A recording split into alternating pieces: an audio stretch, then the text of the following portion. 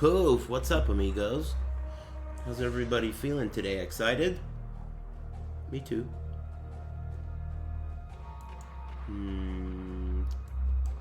There he is. Hey, how's it going? Hey, thanks, Shoddy. Thanks, that Austrian guy. How's it going? New league. Excitement. Hey, there's all kinds of leaked footage of T7, or I mean T8. You guys know anything cool about that game yet? All these people putting out info. Highlight of the week. What's the scoop? Hey, Serenia, what's up, dude? There's a lot of highlights of this week so far. Evo Japan starts tonight. Thanks for the dollary dues, man. Evo Japan starts tonight. I need to figure out what time I'm gonna stream. That's gonna be cool. Thank you. I also gotta figure out why every time I fucking start streaming I have to sneeze. What's that about? I never fucking sneeze. Maybe it's just too dusty in here. Thank you. I think the reason it's too dusty in here is because I've never dusted. I've never dusted in here. I sent you the times. Tekken MVF starts around 8 p.m. 8 p.m.? Maybe I'll like turn that shit on and see what it tastes like. Are they showing any Tekken 8 on stream? I don't know. I have no idea, dude. It's pools. It's gonna taste like shit. Yeah, but the way you say that suggests that top 8 doesn't taste like shit. I mean, the whole thing fucking always sucks, dude. You know? Like, come on, man. Right? I mean, I know you agree. Top 8 sucks ass too half the time or more. It needs to be a miracle for it to be good. Sometimes the best matches are like in top 32 or top 16. And yeah, we'll see. I'm more interested in like T8. But I don't know how much of it they're gonna show. Cool music. This game's composer is a beast. I don't know his name, but I'm gonna call him Lubaxian. He's a pro fisherman and a composer.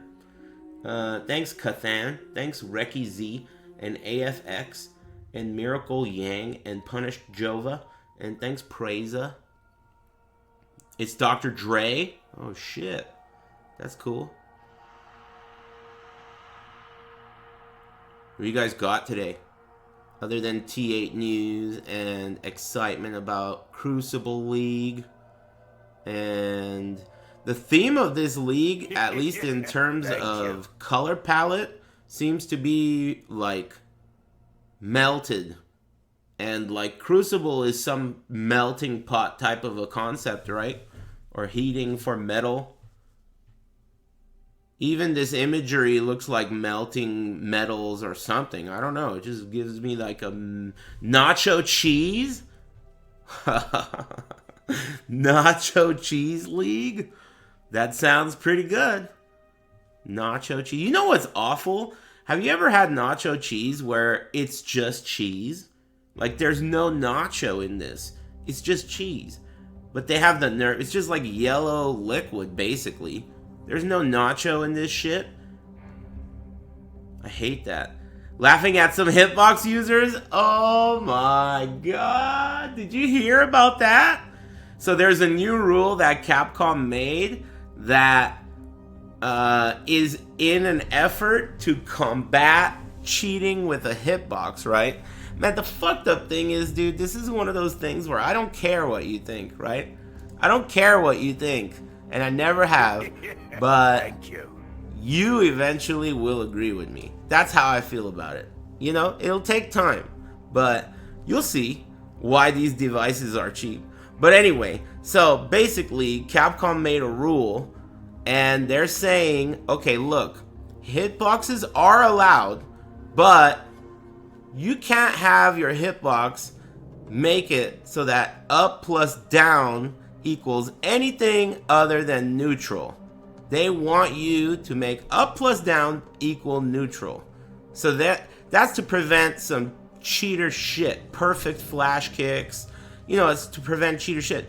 But most hitboxes, if not all hitboxes, have their programming set up to make up plus down equals up. So technically, Capcom just banned hitboxes. Banned. As they are now. Capcom banned hitboxes. But Aris, you're such an old guy, you know, whatever. Forget that argument. Let's ignore that Aris is an old guy yelling at the clouds. Hitboxes aren't cheap shit. Capcom just banned hitboxes, right? Okay. So, there's two things going on here, right?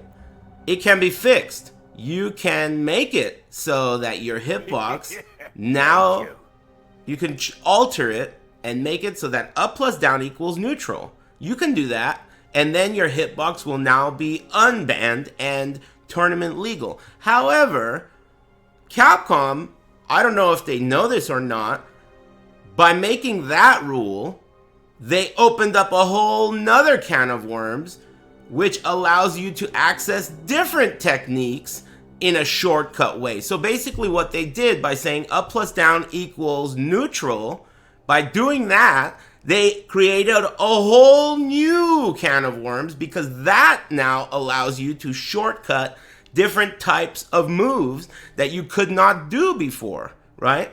So Capcom is eventually, hopefully, gonna realize that you can't ban that. That is unbannable, because all you're doing is banning one thing. It's like plugging the holes in a leaky, like in the cartoons. You're one leak here, one leak here. You only have so many fingers. This is why the hitbox is cheap. This is why. Because it's not policeable, and it's opening up all these unpoliceable potentials. This like insane like highway of possibilities gets unlocked when you use a leverless stick. That's why I always said it was cheap. Not because it gives you some unnatural advantage. No, hitbox is hard to use, and you have to get good.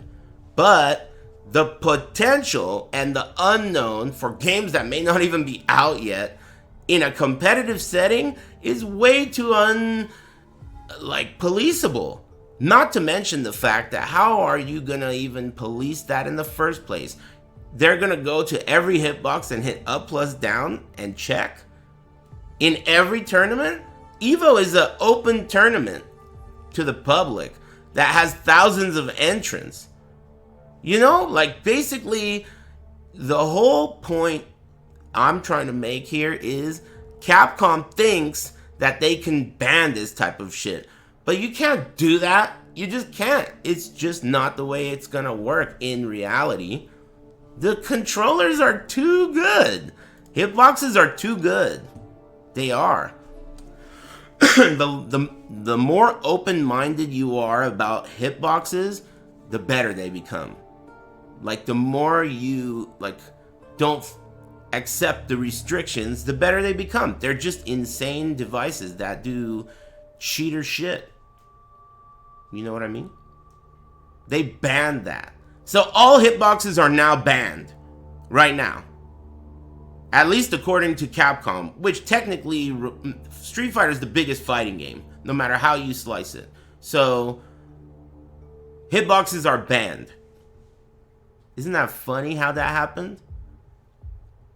As it sits right now.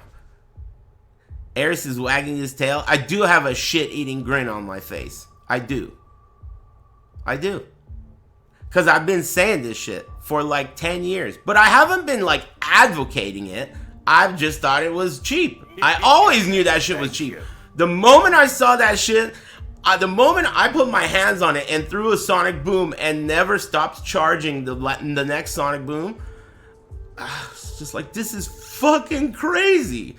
I mean, I'm charging the sonic boom before I even throw the next one. It feels like the power feels insane to me. I don't have that Aris was right attitude. What I do have is they don't realize it yet. Nobody gets it yet. If you ban up plus down equals up, you just created a whole new fucking ton of problems. You see what I'm saying? So the moral of the story isn't whether or not Capcom should do anything. It's the fact that this device is fucking cheating. It just is. It just is cheating because the games are never developed with this concept in mind. They never are. They just aren't. I mean, maybe that one new one will, Project 17 or whatever. You know, the new one? Because that game feels like it's being developed to be played on a keyboard. It's like a keyboard fighting game. So if it's a keyboard fighting game, maybe it's being developed from the ground up to be or minimize the abuses that are possible with hitboxes. But yeah, I mean, I would be lying if I said that it didn't make me smile like a shit-eating bitch when I read that Capcom banned hitbox. I was reading that shit, and I was the Grinch all the way up to my bald spots. My smile was all the way up to my bald spots. That shit was hype when I saw that.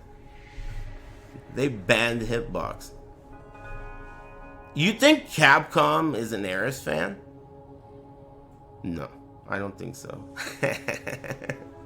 So they came to that conclusion on their own. So that's so fucking stupid too. The fact that Capcom was like, okay, hitboxes are cheap, but why are they cheap? Well, this is really cheap, so let's ban that. But then they don't even think about but banning that and changing it makes new things cheap. What are we gonna do about that? Whatever.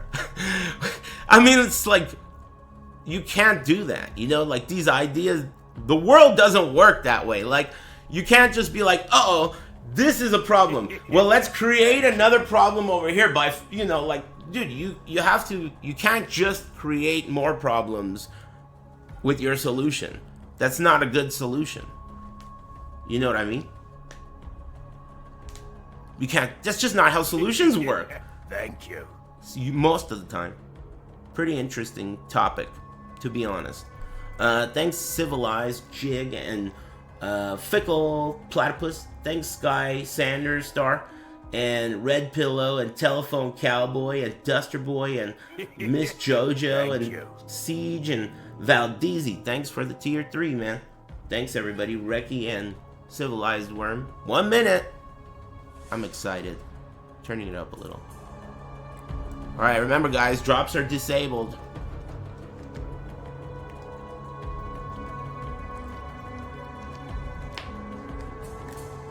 What'd you say? CPT has the biggest prize pool, and now leverless are being... Someone shoot that guy. Thanks, Smirchel. Hey, what are you looking at? Cindy Lou. Hey, thanks, Fairbury, and Smirchel, and Decky.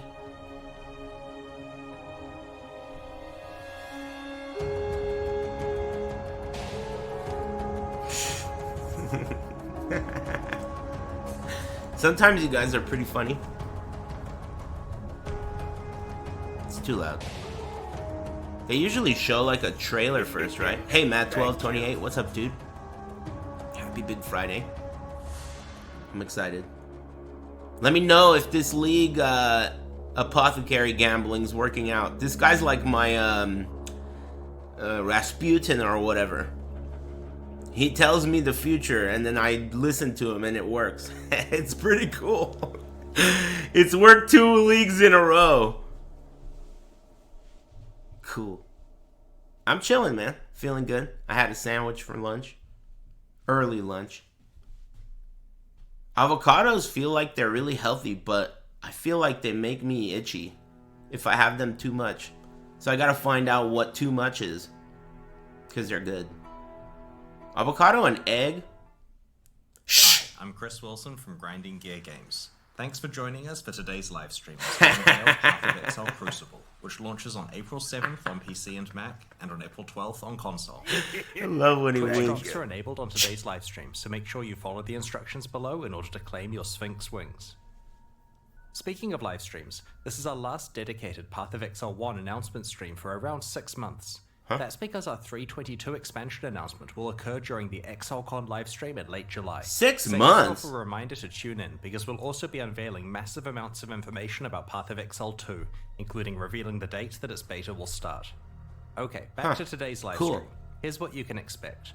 We'll start with a trailer for Crucible, followed by a deep dive on the League itself. Then we'll cover this expansion's endgame improvements, including the introduction of Atlas gateways and revamps to both Breach and Abyss leagues. We'll discuss changes to Path of Exile's balance metagame, including changes to the passive skill tree, its masteries, an overhaul of the Saboteur and Pathfinder Ascendancy classes, 9 powerful new Val skills, and some of the new unique items you can build around. After that, we'll cover improvements to the Ruthless game mode and the League launch boss kill event, before diving into the new Supporter Pack series.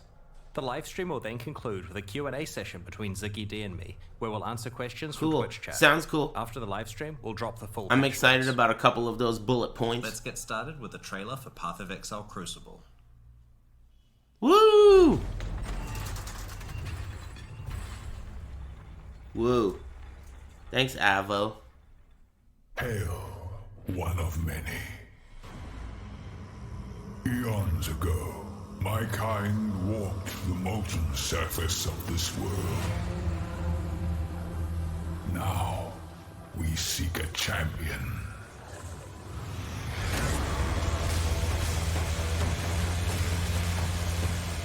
You must endure the heat of the Crucible.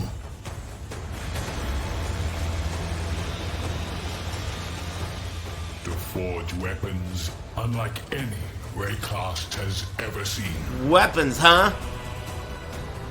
Crucible passive tree.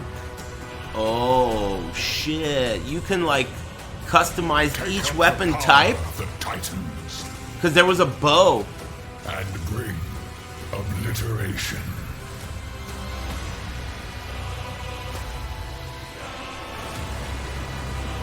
That looks cool.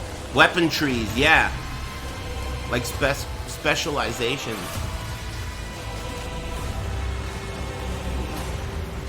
Abyss rework. That's what I want to see. Open up. Mastery overhaul, dude. That's gonna destroy everything, dude. That's crazy. Mastery overhaul? That's about to be crazy. Mastery overhaul, dude. That's gonna fuck everything up right now. That's gonna be cool. I'm hype about that. Just like last time. Nah, this seems like it's gonna be more than last time. We'll see. Reservation In Path of efficiency. Exile Crucible, you'll learn about an ancient race of titans who once shaped the primordial surface of Rayclast. In this league, you will earn the ability to forge their power onto your weapons. And what form does that power take? In an iconically Path of Exile way, it's the ability to imbue your weapons with their own passive skill trees. Wow. Thank you. These Crucible trees can have quite an impact on your character build. For example, in addition to the regular mods on this bow, its Crucible tree grants additional physical damage, physical to chaos conversion, the Master Fletcher notable passive, improved grace effect, and level 10 lesser multiple projectiles. While this is certainly a decent tree to get, it's not even the maximum depth and could be even more optimized for your build. In order to forge these powerful trees onto your weapons, you'll need to could get a complete Crucible gem? encounters. There's one in each area. Each encounter takes place at a Crucible forge. As you approach the forge, you'll have the choice of which of your equipped weapons you want to focus on. This can include ones on your alternate weapon swap if you want to improve one you're not currently using. Huh. You have After to be selecting a equipped. weapon, you channel it at the Crucible Forge to spawn monsters. The longer you channel for, the more dangerous and rewarding the encounter becomes. Interesting. As you spawn additional monsters, they combine together to create larger and more fearsome foes that grant even more Like, experience to your Crucible passive tree. Ultimatum? Being able Is to that ramp it? up the difficulty of the encounters is a double-edged sword. While it gives you the opportunity to make rapid progress on your Crucible weapon crafting projects, it comes with significant risk to your character. Risk. It's easy to accidentally overwhelm yourself and make an encounter that is too dangerous. Channel carefully and adapt to what your character is capable of. When you first find a weapon, it doesn't have a Crucible tree unlocked. Channeling that weapon at Crucible encounters will unlock and reveal its tree, as well as allocating the first skill. You can only allocate one skill at each tree depth, so you'll need to decide which path through the tree is best for your build. As you get deeper into a tree, more and more experience is required to unlock skills. The final depths can take quite an investment and can only be found rarely on endgame items, but also have some of the most powerful properties. For example, this wand has 2 depth 5 skills to choose from. One of them allows all damage from your Freezing Pulse and Eye of Winter skills to poison, and the other allows various brands to be attached to your Summoned Reaper. There are many such modifiers to skills that will enable very interesting build combinations. The other chat room looks like a bunch of morons. They just keep saying holy, login, login, Here's holy. a relatively simple low-level example. It gets a bit crazier as you approach the endgame.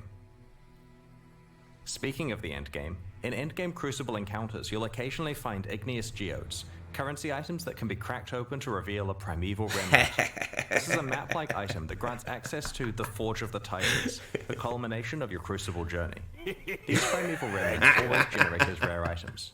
Half of them I'm laughing at the guy who called them retards. The upsides generally increase the rewards of the area or add special crafting options. For example, causing monsters to drop divination cards or magmatic ore, a form of tradable itemized Crucible tree experience.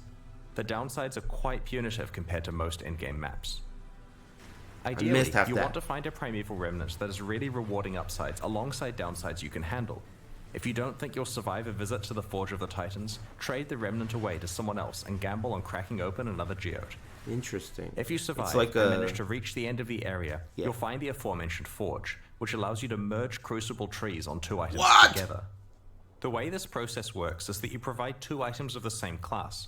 For example, a pair of bows, a pair of shields, or a pair of one-hand axes. One of these items will be melted down and applied to the other, which will keep its regular properties. Their Crucible trees will be merged together in an unpredictable way, taking elements of each one. This is a little reminiscent of how recombinators applied to item mods. That's crazy. Crucible tree and merging them together, as well as randomly you get like a 10-link weapon. Mutating skills on the resultant tree. If While you get this process lucky. can create some really powerful trees if you get skills you wanted from both items, it can also completely wreck your precious trees. So take care choosing which you risk combining. Cool.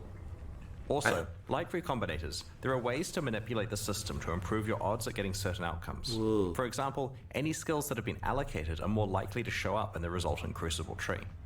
Skills that have been allocated? Interesting. By default, you can only add Crucible trees to non-unique items, but it's possible to get a mod on the Forge of the Titans map that allows you to imbue a unique item with a Crucible tree, which can then be leveled up via regular Crucible encounters.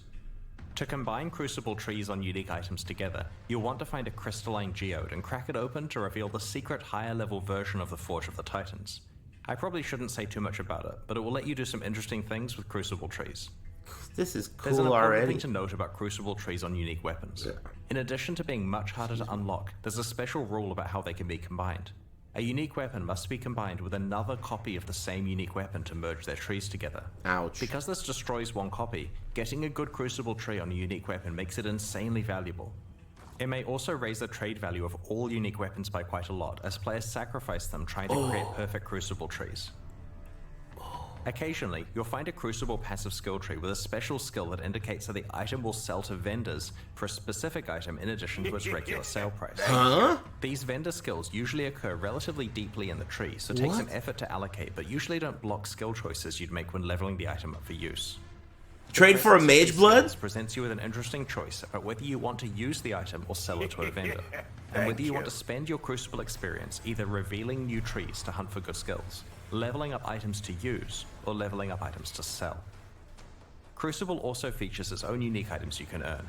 For example, El Abin's Visage, a unique helmet, is special in that it's the only armor piece other than shields that can receive Crucible passive skill trees. Wearing it allows you to double down on certain properties that are only available through these trees.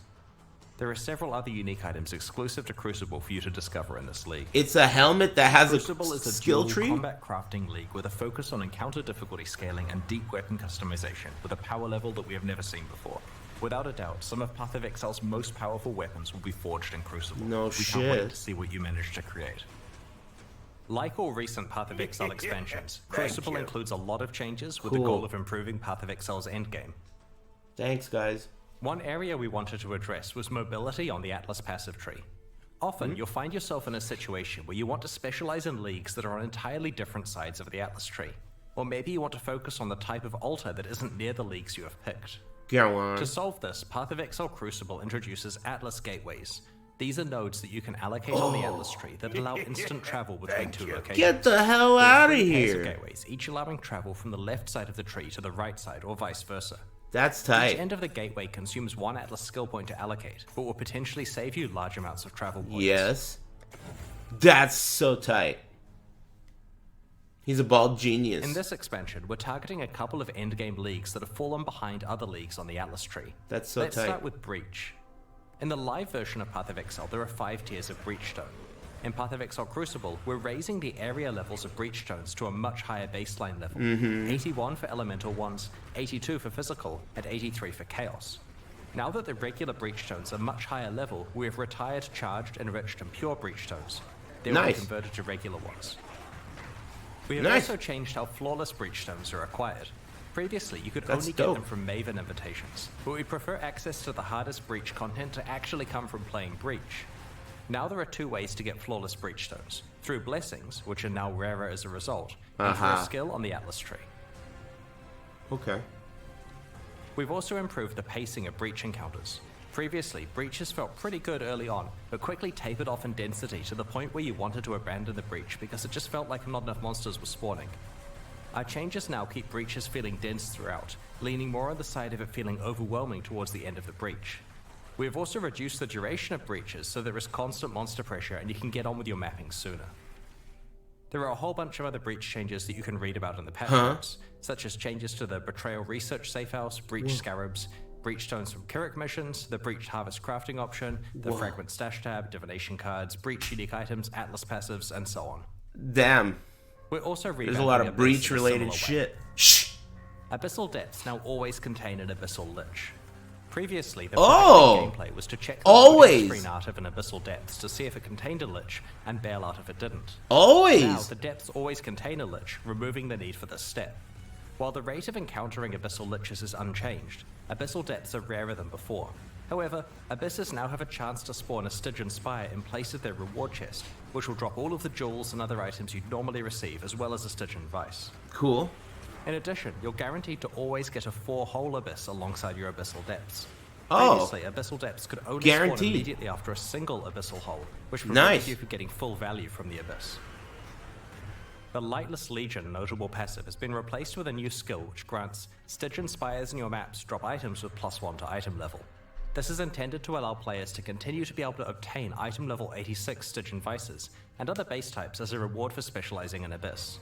The small passives leading up to this notable passive have also been replaced. We've done a balanced pass on Abyssal Lich encounters to make them more appropriately difficult relative to the current standard of endgame encounters. That's pretty cool, too. Abyss uniques have had some balance attention also, and the details are in the patch notes. Overall, these changes should ensure you can play a wider variety of leagues in the endgame, both through being able to access them more easily and because Damn, Breach I like Abyss that now they're feel far buffing more modern and shitty competitive league with other mechanics. popular league content. A big goal of the Crucible expansion is to provide a lot of new ways to build characters and to breathe new life into older builds. To achieve this, we're doing 2 things. Firstly, we have created many more interesting options for one of Path of Exile's core build systems, the passive skill tree, by overhauling many of its masteries.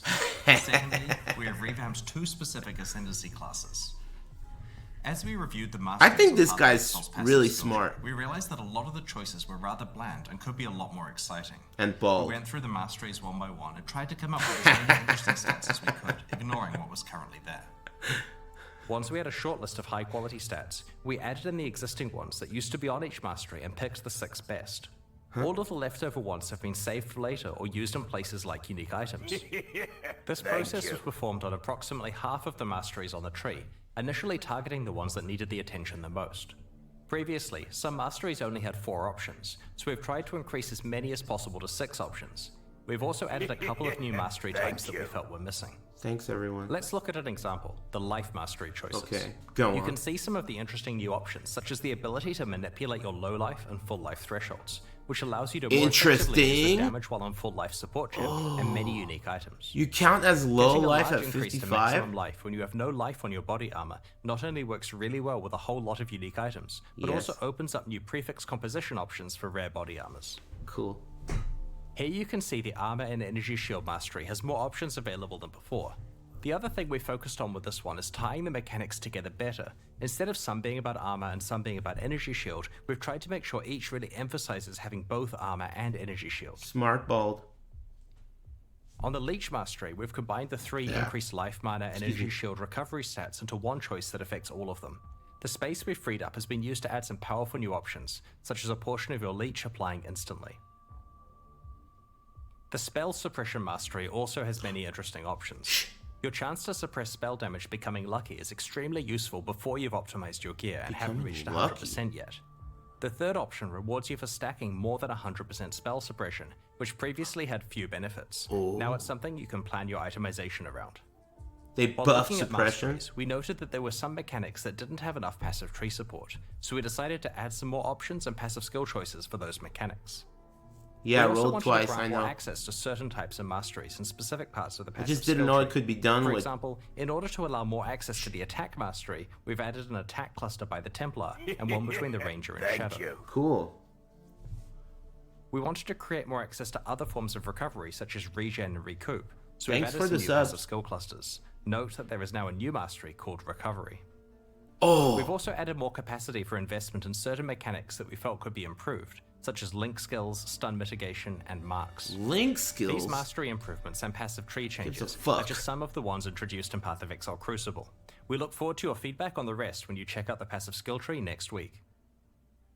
While going through Ascendancy classes, we identified two that needed work, the Saboteur and the Pathfinder.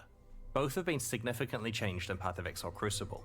These changes reinforce their respective identities while adding some new options Saboteur! to build around. That'll The nerf. Saboteur is definitely the Ascendancy class most aligned with traps and mines, but the Seismic. old version of the Saboteur made it difficult to play anything but traps or mines.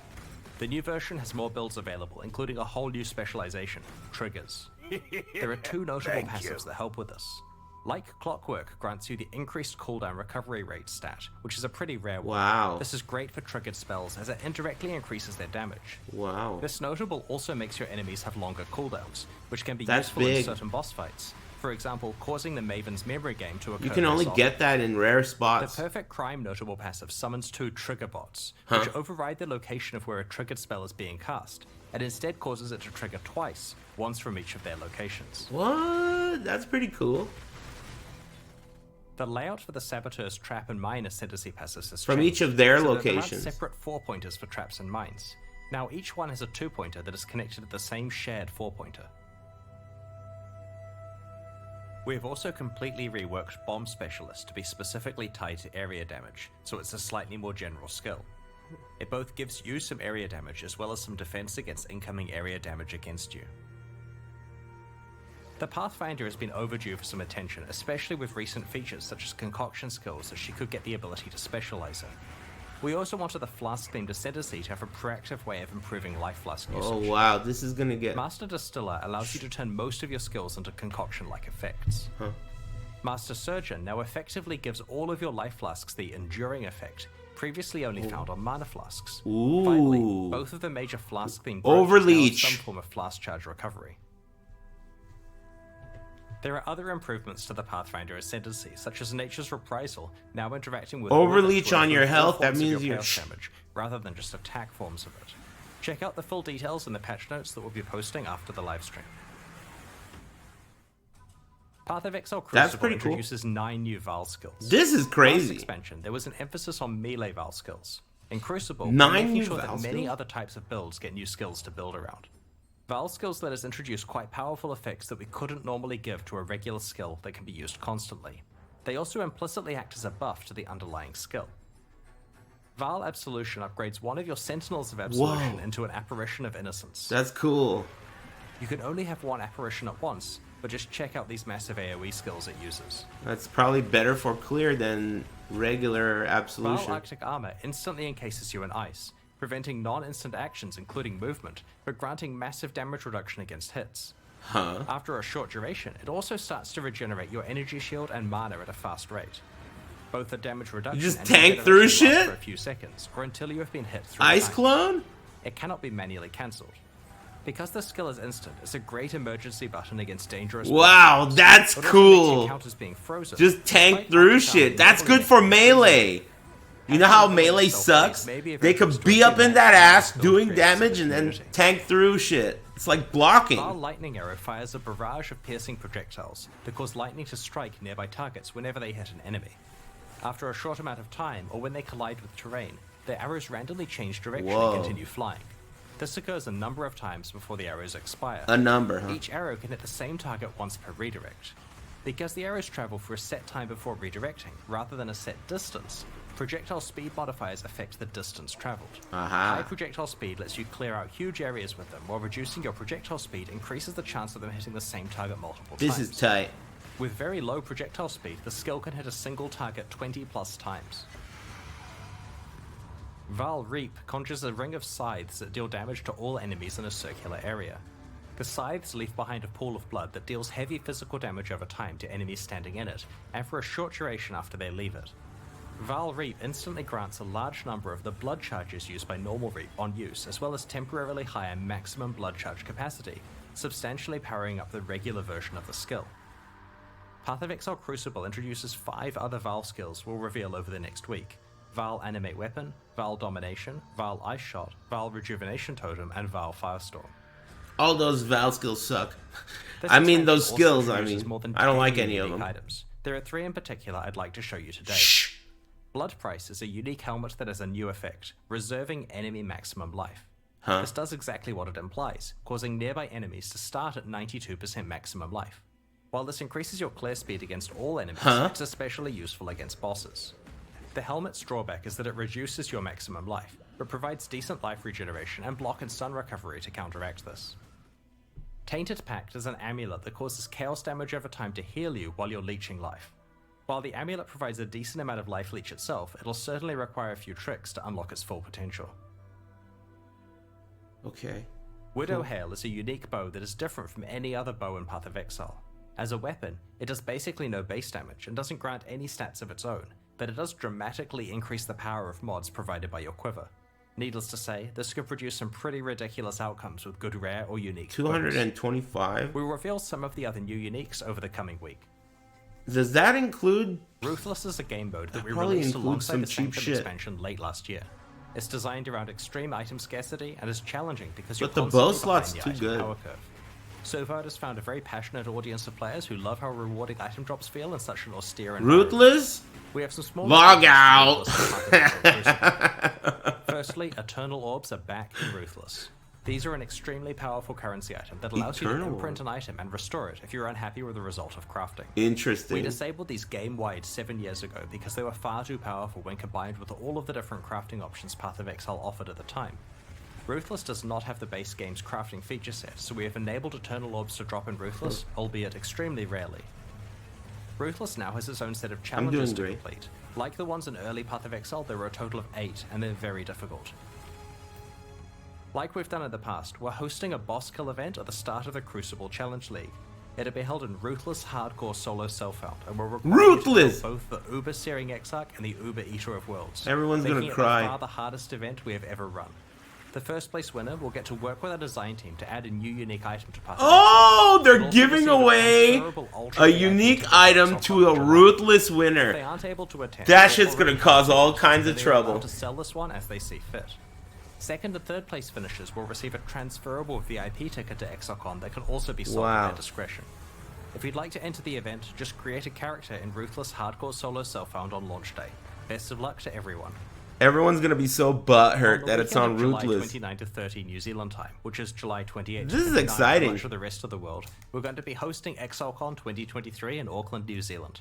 While tickets to the in-person event are very hard to get, we'll be streaming the entire event for free. At ExileCon, we'll reveal our latest updates on Path of Exile 2, Path of Exile Mobile, and the next Path of Exile 1 expansion. Make a note in your calendar, tell your friends, and don't miss it. The second day of the Path of Exile livestream culminates in a competitive race event between some of Path of Exile's best players. In order to select the 4 competitors, we're going to run qualifier events during the months of April and May. The winner of each event will receive a VIP Exile content, return flights Thanks, to Auckland Ryson. and Thanks, accommodation, everyone else. and will compete in the race event live on stage. All 4 qualifiers in the final event Ruthless will run the 321 version of Path of Exile. is gonna which be has received funny. A fair amount of There's gonna be a early lot game of balance work bitching. that will change the racing meta quite a lot. You'll be able to read more in the patch notes. He hasn't winked Once once 321 yet. releases next week, you'll be able to solve the new meta, practice hard, compete in the qualifier events, and hopefully win your place on stage in July. Alongside Path of Exile Crucible, we're introducing a few new types of microtransactions. An example I wanted to describe today is that of mannequins. These are hideout decorations that you can place to show off sets of microtransactions you have assembled. You can equip them with your spare micros Smart, and pose them in various bald. ways. It's also Smart possible and to stock bald. Your entire outfit with the mannequins. Look at which this lets you shit. easily store It's micro like an sets armor into room later. where you have all your armors that you've spent money on and shit on Other new display. microtransactions coming up include Smart, Vacuum Paper, which lets you bald gift wrap items to motherfucker. hand to other players, or even drop That's a town for pretty random people to fucking pick up. smart. Today we're launching 2 new series of supporter packs, the Lithomancer and Enchanter packs. Each tier contains the pack's full face value Thanks, and points Stable Boy. alongside several exclusive microtransactions. These packs are only available for the duration of the Crucible League and will leave the store forever when it ends. Yeah. As Excuse me. always, the microtransactions in these packs are purely cosmetic and do not affect your character's power or progression in any way. The Lithomancer series of supporter packs contains 6 exclusive microtransactions. The Tunnel Bear isn't just adorable, he will also take the place of the Crawler in Delves, lighting your surroundings. and Whoa, blowing you out could get an MTX on your Apparently, this is what fucking happens when the bear cart? gets into a kilo of sulfite. Might explain Weird. what happened to Nico. That's pretty weird and cool. The Ring of the Demon Slayer attempts to exorcise rare and unique demons when you hit them. The souls of defeated demons are banished to the depths below. Well, that's kind of cool, I guess. Whatever. The ancient stone of the Lithomancer's armor set crumbles when you take damage, revealing the crimson core inside. The stone reforms if you haven't taken damage recently. I guess. A sip from the ancestral granite flask causes a Karui ancestor to appear and surround you in protective wards. Nah. The ancestral portal encases you in molten armor as you travel through it.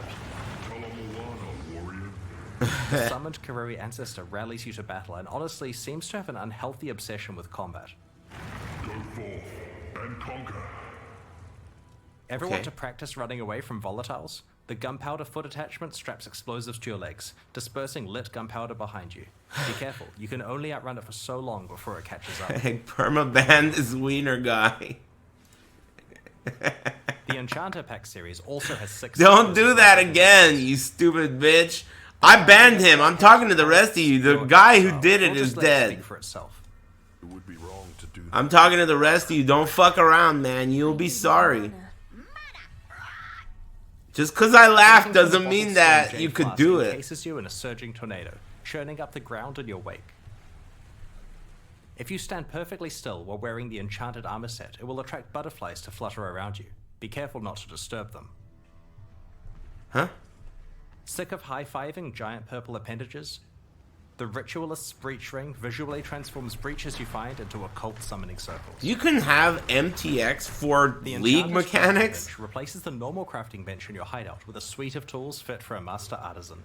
The various Weird. crafting stations burst into life as you use them. If you've ever wanted to remind your character who's really in charge, the Whoa. Puppeteer's back attachment has you covered. It truly is the sinister presence pulling the strings. That's cool. These It's new a packs are hand. available right now at pathofexile.com. That's cool. Purchase. Purchases like these directly fund the ongoing development of I Path of like that Exile one. 1 and 2. The hand floating above Meanwhile, your the character. Forge and Gemling packs leave the store forever at the launch of the Crucible League, so now's your last chance to purchase them. Thank you for your continued support. We're about to start the Q&A with Ziggy Woo! D. After that, we'll post the full patch notes for Path of Exile Crucible. Woo. As we approach release next week, our community team will post Crucible's challenges, information on how to update your item builders, more skill gem details, and information on how to prepare for Crucible's launch. On release weekend, we expect to launch the new mystery box and this season's Kerrick's Vault Pass, which can be purchased with points and has a new free track available.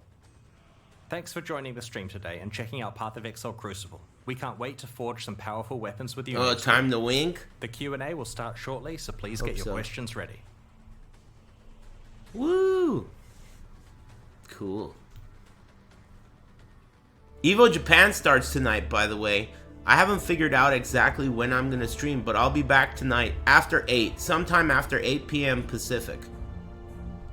I'm interested in Virtua Fighter and also Tekken, but the event starts at 6? Man. Am I mistaken? Or were you mistaken? Event starts at 6, Tekken at 8. Oh. Well, okay, here's what I'm gonna do. I'm going to start watching it at 6. And if that shit looks tight, then I'll turn it on and stream. If it doesn't look tight, then I'll think to myself, would this be watchable with the chat? If so, I'll turn it on and stream. But if that shit looks so whack that I wouldn't even have fun if your beautiful big titties were here, then I think I won't be on stream. I'm just saying.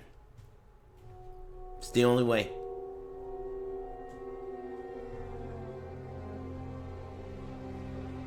Thanks, Prado. Thanks, Drug Shamu. Thank you. Thanks very much. What the hell did No Pants just say? Dude, okay, so No Pants, I know you're going off of the rule of where you can say that word about inanimate things. However, in this case, you are saying it about downtime. And downtime, in this case, though it is inanimate, it's caused by a human. So that actually is some bigot shit. You can't say that. That's bigot shit. The downtime you are using that word on is caused by a human. So you can't do that. It's not, downtime is not, it's a direct result of a behavior. It's not like a rug. You know what I mean? Or like food. It's more of a concept. And that's oh, he's got the O card? Yeah, he does. This guy eats like fish heads and shit and thinks they're good. He's got that card for sure. Anyway.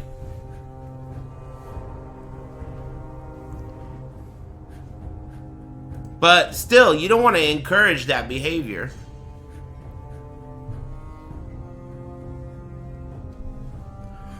Thanks, Combaticus. Thanks, Gage. And Luma. And Drug Shamu and everyone. He's still young, you know, we gotta teach him how these things work. He's like 40. Actually, I think you're a little younger than me, right? Like 37 or some shit. I think he's like my age.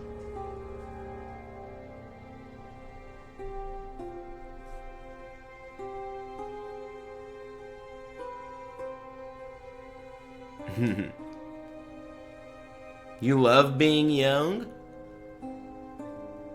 Cool. We're both happy. I wonder what young means to that guy, though. Forever young? I feel pretty young.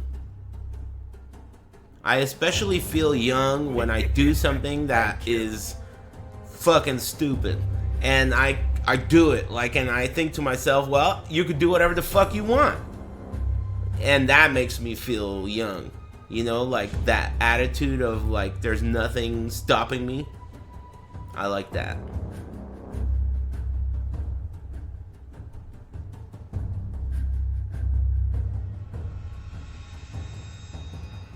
Like playing video games for a living, almost at the age of 40. That in itself is some fucking... All I do is talk shit and play Resident Evil for a living.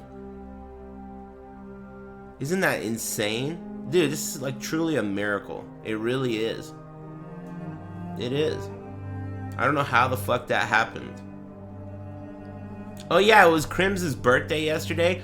Hey, happy birthday. I don't think he's here, but whenever he shows up, you guys need to flash him your titties or whatever. No? Alright then, don't.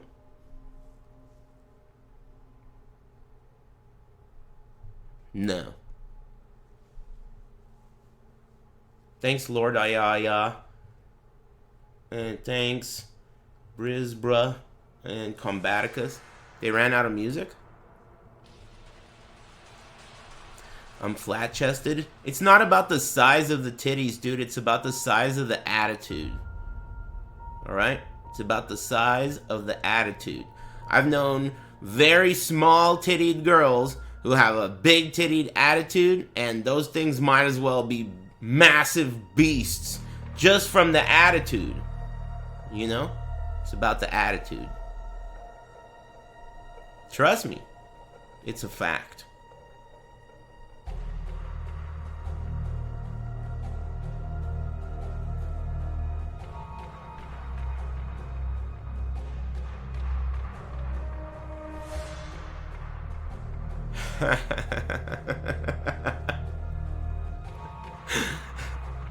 This fat guy just said, "You make my tits feel huge."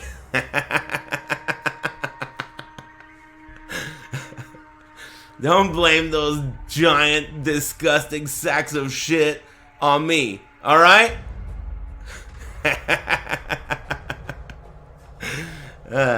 Unless you're a pretty girl, then yeah, alright, that's me. That's all me. Could be a pretty girl, you never know. I'm just playing the odds here. LOL! G'day, Exiles. Ziggity here.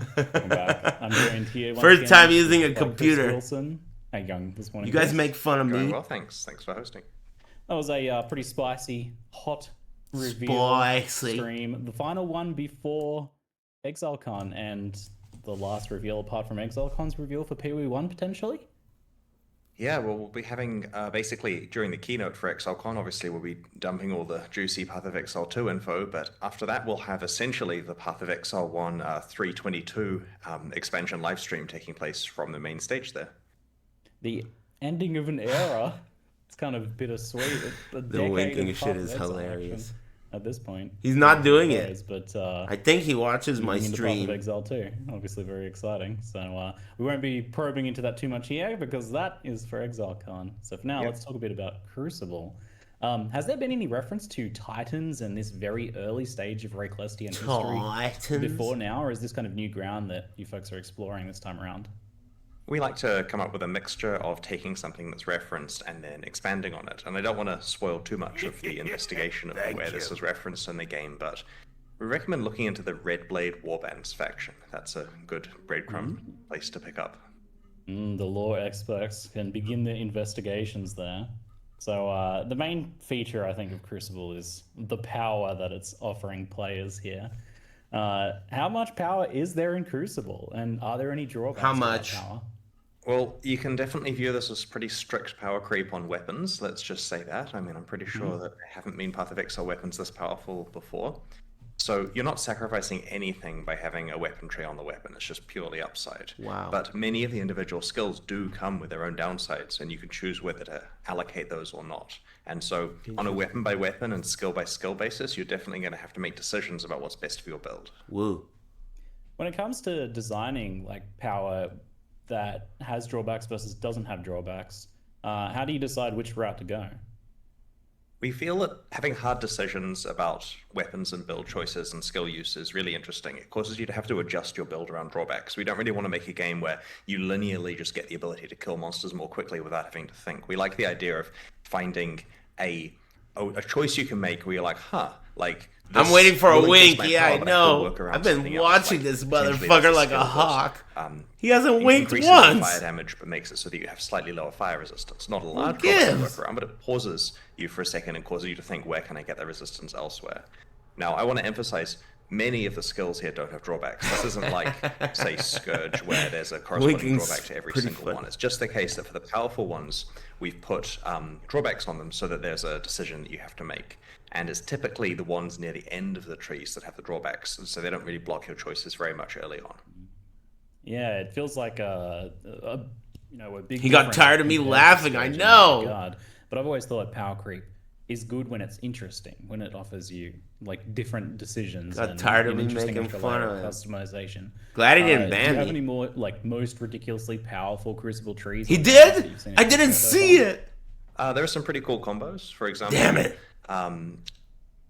If you found a skill that dramatically increases your cast speed at the cost of lowering your damage, then you may want to use, say, Summon Raging Spirits, because then your increased cast speed means you're casting way more of them, doing a lot more damage, and the decrease to your damage doesn't affect the damage of your Raging Spirits, so in that case you completely bypass that drawback. And This get is gonna something be that's better tight. value. We've also got some quite interesting conditional skills. One's like, there's one I believe that grants movement speed if your dexterity is lower than 100. And so if is you're this able to make a shit, build dude? that doesn't have 100 dexterity, like for example, you're just pure intelligence or pure strength, then you can easily take advantage of just a free movement speed boost. I wonder what the option is for low int characters. Could something like this ever go core in Path of Exile, or is it just too powerful? Like it seems, I look at this and I think, no way is that going core. We intentionally do not have any discussions internally about whether something's going core until we've let people actually play the league and get some feedback on it. Because it's Interesting. premature if we think, yeah, this can go core, and then everyone hates it, Yeah. or vice versa, then that's an issue. So we throw it out there, see what people think.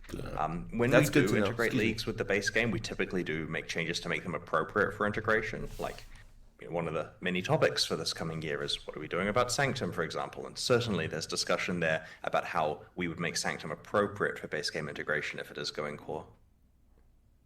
With these items having these Crucible trees and everything, you know, maybe the league doesn't go core, but these will go to standard in some capacity. Will they work in standard? How will that work? They will work in standard, yes. Wow. So you can rip them from hardcore to standard right away. It's gonna be It's good worth- fun. It's worth noting you can't level them up or allocate nodes any further in standard. Like, you probably want to get the tree allocated correctly Wow. before you do rip it to standard. But yeah, you can use those skills over there. I imagine there's a lot of experimentation as well, because you potentially want to, like, looking at the end haven't game seen of any this is wings. to level up Damn it. multiple different weapons, selecting the best nodes, and then combining them. I haven't together been until looking you get, anymore. Like, a blend of your perfect ideal nodes, and I imagine that could take a while to get the perfect one. Certainly, yeah. There's a lot of cool stuff that can happen that we learned from recombinators. So there's quite a big grind to get perfect stuff. And then when you're looking at it on uniques, for example, the grind is even larger. Like, we're really excited to some extent about how the concept of, let's say you want to have a like Starforge or something that's got the best tree on it. How would you actually do that? And it requires quite a concerted effort from most of the community of online players to achieve that, but possible. Thank you. Now, can you respec or change those Crucible node allocations? Thanks, guys. Yeah, if a skill has been allocated, like as in you've chosen the skill, you've got all the experience towards it, you're gaining the benefit from it and so on, then you can scour it with an orb of scouring. So that will unallocate that last node there. And then for the ones that you're working towards that you haven't allocated yet, you can instead retarget the effects, the efforts of the next Crucible encounter you do towards a different node. And I wish I had a graph up so I could Fuck, demonstrate nice it. But capital essentially, letters, if I'm bitch. halfway through leveling up to one of the two choices I have at a certain intersection, and I instead want to work towards the other one, I can just freely swap across. And once it's allocated, I have to use a scour to undo it and get that experience back. Excellent, that makes sense. Are the nodes available on two-handed weapons? More Thank you. powerful Hey, than thanks, one-handed weapons? Sephiroth. Sorry. Do you have Yeah. one? Yeah, oh, sorry, I was just doing a quick dev check to make sure I wasn't making stuff up. Yeah, nodes on two-handed weapons are more powerful than one-handed weapons. You could think of it as, broadly speaking, if you have a two-handed weapon, you're getting the same rough power that you would from having a one-handed weapon dual wielded or with a shield. Certainly makes sense. And Sure. that kind of like feeds into the next question. Like, quivers aren't craftable because a bow is a two-hander and gets that power level, I assume. Correct. Yeah, we had the choice there of, do we want a bow to be balanced like a one-hand weapon or balanced like a two-hand weapon? And we thought, well, probably balance it like a two-hand weapon and just ignore quivers. It means that we can double down on having powerful bow effects, and players only have to, in that case, craft a tree on one item. You're starting to You don't wink feel like- yourself. Maybe you should Me give a special too. exemption to face I'm breaker finna and start some winking. items that have you not equip a weapon. It's been discussed, but there's we don't want to have a philosophy that every Path of Exile league must work on literally 100% of builds to its fullest potential, because that really constrains us to really watered down leagues. So in a case here where a Facebreaker character potentially just doesn't get a boost like the other characters do, I mean, they can still play just like they could last league. It's that they're not getting to enjoy the Hey, thanks, main hand weapon Melkadan. damage they're getting from this. They can obviously still craft a shield or various unique items. Yeah. Now, Crucible's like these passives specific to weapon types? I assume bows and melee weapons will have different nodes because they want different things. But what about like swords compared to axes, or minion ones compared to non-minion ones? Yeah, so essentially weapon types do have mod restrictions. So the examples you give are reasonable. The bows and melee weapons have different ones. Minion ones, caster ones, bows all have their own special passives. I believe in Path of Exile there isn't a lot of direct difference between swords and axes that would cause there to be many skill differences here. So those ones are very similar, but we have tried to make sure it's all sensible. You're not going to get stuff on a weapon that's irrelevant to that weapon. Good. Hey, Aris, use this money to buy Will Steam that unique Gaming Crucible as helmet that reward. Elabin's visage No. just Thanks, have a mixture Shaman. of everything, or how does that work? By That one what? gets shield ones. Oh, okay. So shield probably I Whatever. assume then Thanks. has a more defensive oriented. Yeah, I believe that it gets shield ones, but it can't give you like static local block and various other bits and pieces that wouldn't work very well. Now, on unique items, once you add a Crucible tree to a unique item in the Primeval Remnant map, can you progress the tree and unlock nodes in regular Crucible content encounter, or do you have to keep doing the He map? turned to blink You can like unlock he's nodes at coughing. regular. So basically, doing that map, if you get the mod on it that enables you to put Crucible tree on unique, and I should add that's a moderately common mod, but certainly requires you to get lucky You gotta to get cover it, your mouth then when you you've kind of blink. unlocked the ability for that unique to then have a tree that's explorable. He At that turned to point, you can blink. then just go back to regular content and your regular endgame maps and level it up. It's only He's when you need two-eyed to, blinking get a second today. copy of that unique unlocked. He hasn't and winked also yet. complaining that you need to go back to the. I don't care about the Primeval blinking. I like Remnant map. winking. Now, viewers are always looking for clever ways around the system. I saw one that was if you take a item that already has a Crucible tree and chance it into a unique, does that bypass the Primeval map requirement? Or are you locked Yes, from doing that? It does. Oh, okay, there you go. Chance orbs going up. Any solution here that involves more gambling from the players is happy with us. Okay. Now we have some chat questions on these topics as well. Cool. So, Crucible interaction with mirrored and corrupted items. Can you do anything with those, or are they locked out? Okay, so there's some fun stuff you can do in the higher tier version of the endgame map, the one that's really hard to get. And an example here, and we don't want to spoil too much, but an example, I believe, is that there is a mod which enables you to use. Is it a mod or a base property? It's a mod on the map item. Right, a mod on the map item that enables voice you of to God. interact with corrupted items, for example. And so there are exceptions that you can bypass. I still believe you cannot do anything with mirrored items, right? No, but if you mirror an item, it copies the tree. Yeah, so mirroring an item does Cool. copy the tree, but once you've got the item mirrored, it's unmodifiable. Okay, will you, this is a question I think for Ruthless. Will you be able to imprint Crucible trees? Yes, I don't see why not. Alright, cool. Will Dancing Dervish benefit from the passive tree while the item is disabled? This is kind of feeds into questions like about energy blades and things like that as well, where you've got weird contextual changes in how a weapon is used and classified.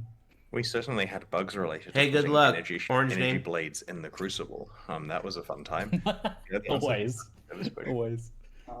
Energy bites doesn't work. I'm not sure about it. Yeah. We'll have to look into it. I mean, I'm certain the QA team have gone through everything and fixed it all, but that wasn't. What was populated he up to me, asking? but we'll make sure the sensible outcome applies. I didn't hear it.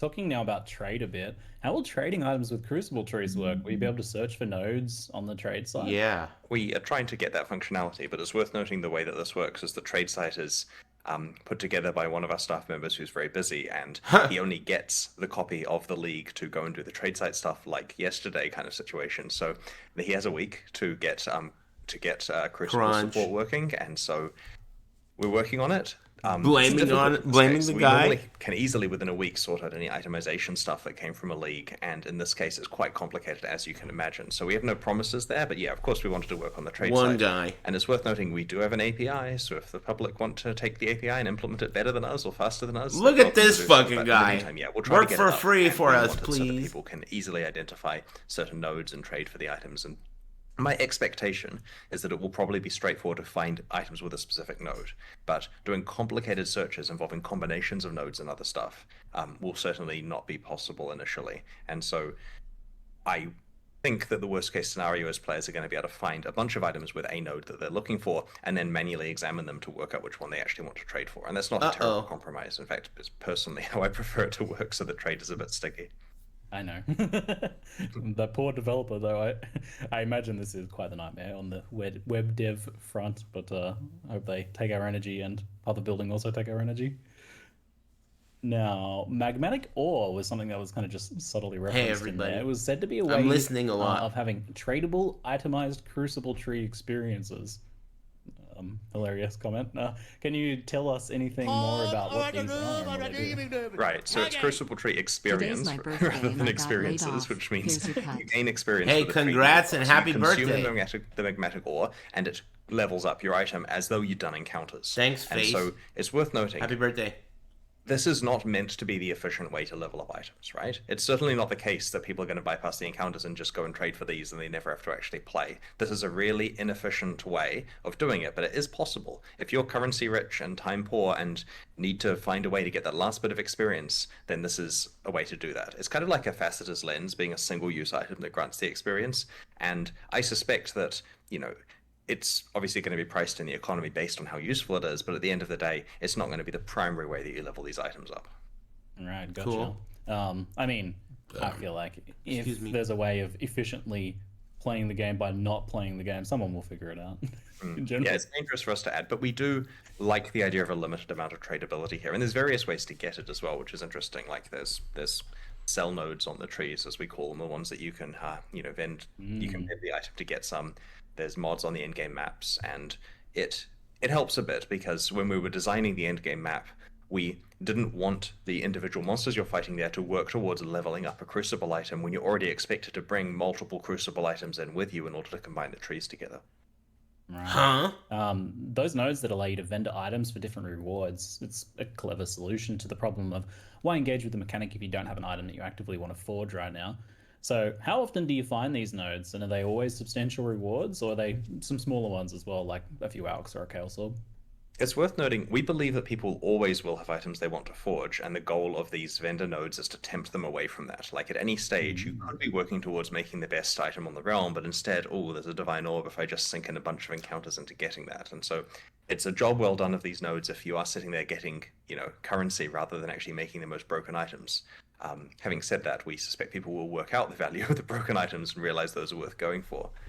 In terms of how often you find them, they're mostly in the end game, and they're not too common. Like, you're not going to be sitting there with a stash full of them trying to, just swim in currency. But Not at the too same time, common you'll probably means have never. access if you need one and you don't have a thing you particularly want to focus on at the moment. It's just so encounters don't feel entirely wasted.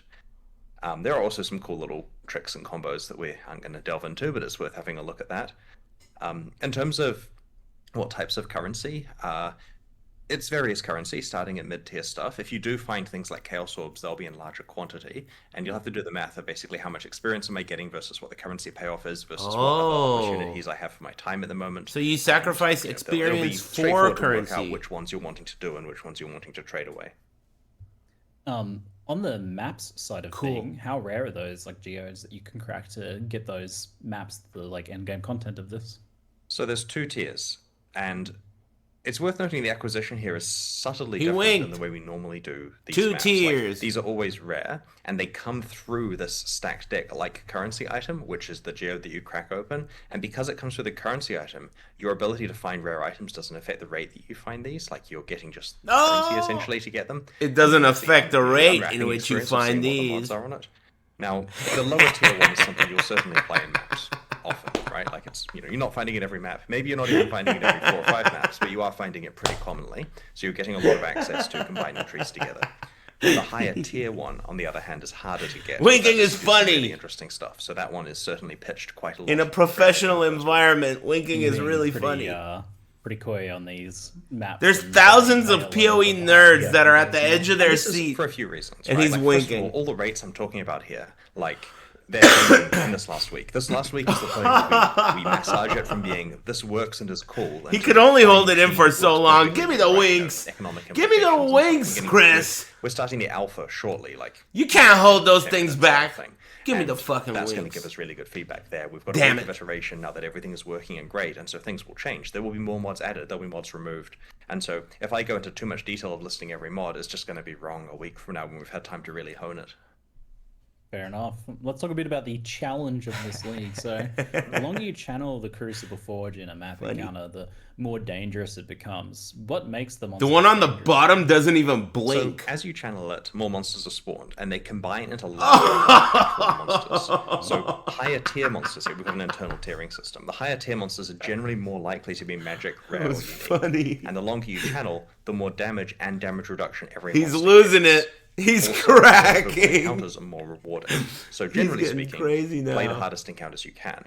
But it's worth noting, and this is an interesting question, everyone comes up with, is there a button I can click to bypass the channeling and just have the hardest difficulty encounter, right? Fair enough, no one likes having to wait a few seconds, but it's worth noting the hardest difficulty encounter will probably smear you to the wall. We want, and this may be wishful thinking because some Path of Exile players are very capable, but we're trying very hard to make it so that the highest difficulty encounters are significantly harder than League content that you may have accidentally run into in the past.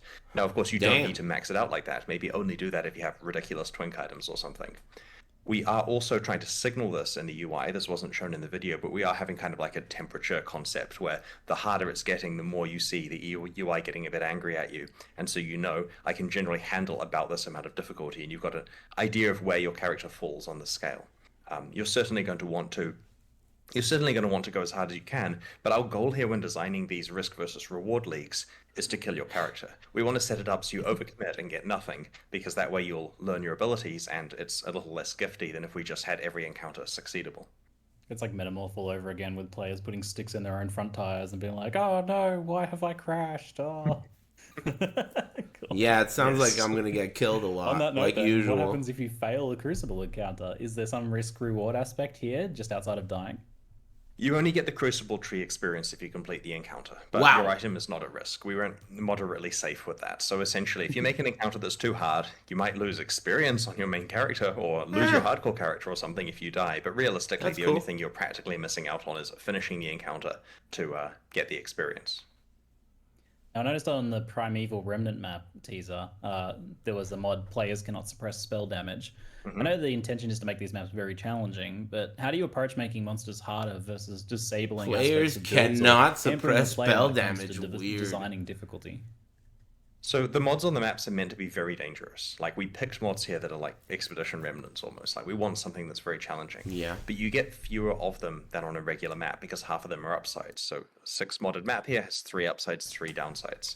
And the downside ones, some of them will raise the difficulty of the monsters, usually by a bunch, and some of them will hamper your build's defenses or potentially make your build not work in the map. But it's worth noting that stuff like spell suppression is more of a hampering your defenses than saying you can't kill monsters. So certainly going into a no spell suppression map when you rely on it takes away one of your defensive attributes, like be careful about that, but it's not necessarily completely breaking it for you. You're going to have to make decisions about which to play. He's And we strongly freestyling left, prefer that right, way of wings. designing it. If we have to make it so There's every one. map is playable and every character without really Oh, imposing any you're difficulty. right. He's doing combos. So, He's in this juggling. case, you will occasionally open a geode, look forward to doing the map, and realize it's better for your friend to do it, and maybe you'll trade with one that you can. Dude, do. rapid And if fire. you're playing an SSF and don't have the guy's a ability to wink trade, god. you just have to make decisions about whether you run it or don't run it as the other option, or run it carefully, or make another character and play that character in that map to get value from it, and so on and so on. All right.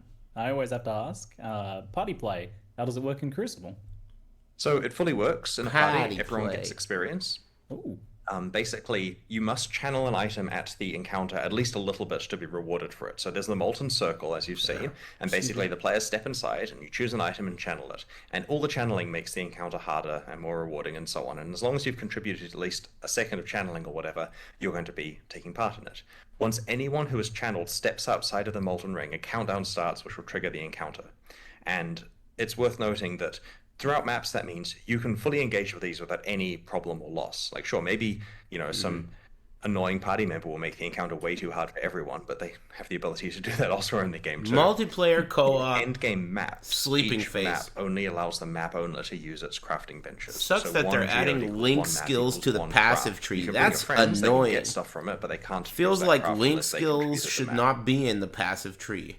Some more questions from chat. How does item level and map tier affect Crucible? Can I quarry farm item level 86 weapons, they ask?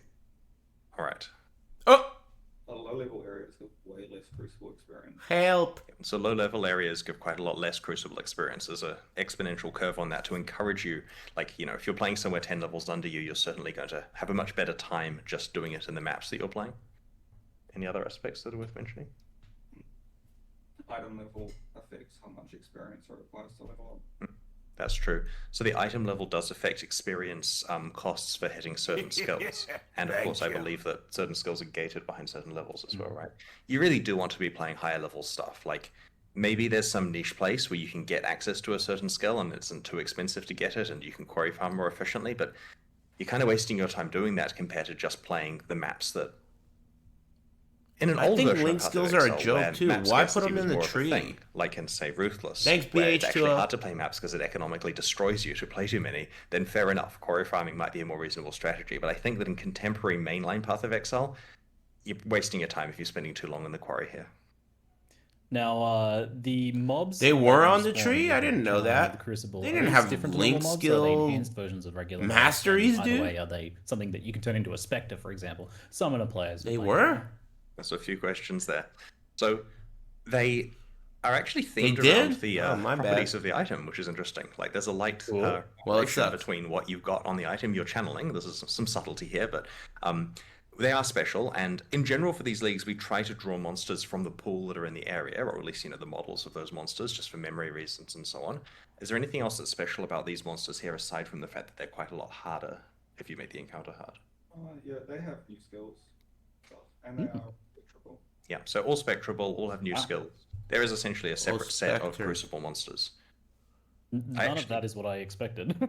I actually personally underestimated how important new monsters are for league design. Like, we've done a lot of these leagues, like 38 or 39, and if you sat me in a room alone without any other devs and got me to list what goes into a league, I'd forget new monsters. But a lot of people here realize it's critical to have it so the texture of the moment-to-moment combat with monsters does feel different than the rest of the game in a league, and so that's been quite interesting. As something that it honestly took me a lot of years of development of Path of Exile before I realized how important that was. You said the modifiers on the item affect what monsters spawn. That's such a, like, The clever, tree, nuanced... tree modifiers, like Okay, what yeah. the tree that you're leveling up. Cool. You'll see what we mean. It's not a big deal. It's just cute. I mean, that's what I mean. Like, It's that's cute. really cute. Like, it's a cute detail, a nuance. It's cute that I wink. wouldn't have expected. Neat. I know we're rushed to make these expansions in the cycle time we have, but we do get time to finesse the details. And interestingly, this cycle has been 17 weeks, so we've had a few extra weeks to get it right. And yeah, I mean, you know, I don't mean to prematurely curse anything, but we're actually looking at a pretty good place quality-wise. Like, the number of issues we have open in our tracker and the stress on the team is significantly lower than Yeah, it has been at sure. various points. Like, I think yesterday, Oh. we were at the point where we would in the past have had 250 open issues. We're at like 87 by my count. And so, Damn, I'm not seeing 250 overtime open being done outside of issues a little bit of with your preparation for game. the live stream the last few evenings. And so that's Ouch. looking pretty good. I think that, like the Incursion launch, we're going to be hitting it with like a bit of time to spare and make sure everything's good. That's excellent to hear. And details like that, nuances like that as well. Thanks, I think they Mr. really added Elliott. the, like, flavor of it. You know, this weapon that you've been working on for a while is going to feel different to craft than a different weapon in a subtle way that you might not even put your finger on. And that's quite cool. So let's move on to a League revamps topic now. So the Breach revamp, I feel, is actually a really clever way of dealing with the issue of, like, old content bloat, or of the game being too overwhelming for new players. Revamp older content, shift it up to a higher level where it's discovered later and less I likely can't to believe it overwhelm took those them new so long players. to do that. Now, was this the intention? Why the here, or fuck just a were there happy side 5 effect? different types of breach It's a happy stones? side effect, but one that we definitely acknowledge. Stoned! So the basic way Like, that the Breach revamp How could you be was, such a we genius? started by saying, man, and there are a also lot of be so splinters bold? on Breach, and it feels I hope I crap get to there click on someday. every splinter, and they kind of are worthless because you're working towards a Breach stone when you pick up a bunch of them, and that Breach stone is going to be lower level than you are right now. Like, you're not going to care about that Breach stone. You're going to want to upgrade it multiple times before you One can run day. it. So how do we fix this? We thought, wouldn't it be cool if splinters were rarer, so they're impactful and there's less clicks, and they actually led to something immediately good? And so we realized, oh look, let's take breach stones and just like bump them up a bunch of Hello? levels. And basically, Good make idea breach stones coming themselves through. valuable, because in their current form, it's like based around an old version of Path of Exile. And then we realized we can just remove 3 tiers of breach stones in this Get case, outta and we just cascaded the chain of tidy ups from there until eventually breach is pitched at way more impactful, you know, tighter than before, higher power level, more valuable Tight splinters, formation. and that's where we ended up. We used to have to do things like click breach hands in the thick of combat and, like, and pick up those kind of scattered drops afterwards? Yes, you do. And we think that clicking chests during the hectic combat with the chests vanish at the end is actually part of the fun of Breach. Like, here is a glimpse into another world where monsters are rushing in from all directions. What can you get? Can you kill them in time? Can you get the chests? Blah, blah, blah. I think it's cool. On pad, though. It's part of the challenge of on pad, the clicking short those flash encounter is here pretty fun. is to get as many items you can through whatever means. And so we didn't want to make it so it automatically gives you your entitlement of chest items at the end. Now, picking up scattered items is annoying. I get that, right? There's no, this is not an intentional thing that we're trying to make the player have to run around afterwards and look to see if stuff drops. But we didn't find any good solutions that solved all cases, right? Like, during this process, there wasn't an easy way of sorting that out that fit in with the other changes we're making. But we're going to keep an eye out on feedback. It's certainly something we're open to changing in the future if we find a good solution. The Abyss revamp looks great. I don't really have any specific questions about that one. Maybe chat will. But can we hope to see similar quality passes on more dated things in the future? Like, for example, Harbinger, maybe? Yeah, it's very likely. They just no did promises Harbinger. That one when. Like, for 322, we haven't scoped out what in-game improvements are looking like yet, so it could well include Harbinger, or definitely not, and we don't know yet. And back to that kind of initial question, which was the idea of like content bloat or things being a bit overwhelming for new players. Is this something that you guys recognize as a major issue, especially in the lead up to Path of Exile 2 with a bunch of new players on the way potentially? We're always aware of the fact that Path of Exile is a complicated game with a lot of stuff going on, and your point about raising the level of Breach to take it away from, your introduction to maps is very valid. It becomes a thing where you know Path of Exile pretty well by the point that it's introduced, and it's difficult towing the line between how to describe this? It's difficult towing the line between lots of content being available and content being introduced at a slow pace. Man, he wasn't winking at first. He's winking so much more now. I wonder what that's about. But on the other hand, that can be a problem because for new players, when they have to understand 20 complicated systems or 50 complicated systems, it's sometimes easier to play other games that require less learning. So we're trying to make sure that many of these do actually feel pretty optional, and you get them, it's no problem for them to learn how Breach works. He's going off script. Potentially. A bunch of people are also asking if there's any news on Ultimatum. We have mentioned in the past that we have a plan for Ultimatum. That plan is definitely still happening, but not part of 321. He doesn't like that question. Stick every time until. Yeah. Maybe it'll be announced at ExileCon. Maybe. He just winked! Okay. How could you wink during a time like this, dude? Ultimatum wink? The removal of +1 monster level watchstones. This question from chat.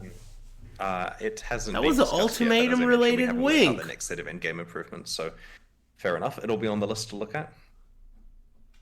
Is there any plans to change Blight Atlas Tree notables? Half of them are there to guarantee Blight events when there's already Sextants and Scarabs. We actually did a pretty deep look at Blight on the Atlas Tree a few months ago, and there were some inconsistencies we wanted to tidy up. Again, I can't promise that's in scope for 322, but yeah, it certainly is something that we probably need to evaluate. All right. Talking a bit about now masteries and ascendancies, there's some pretty big announcements there.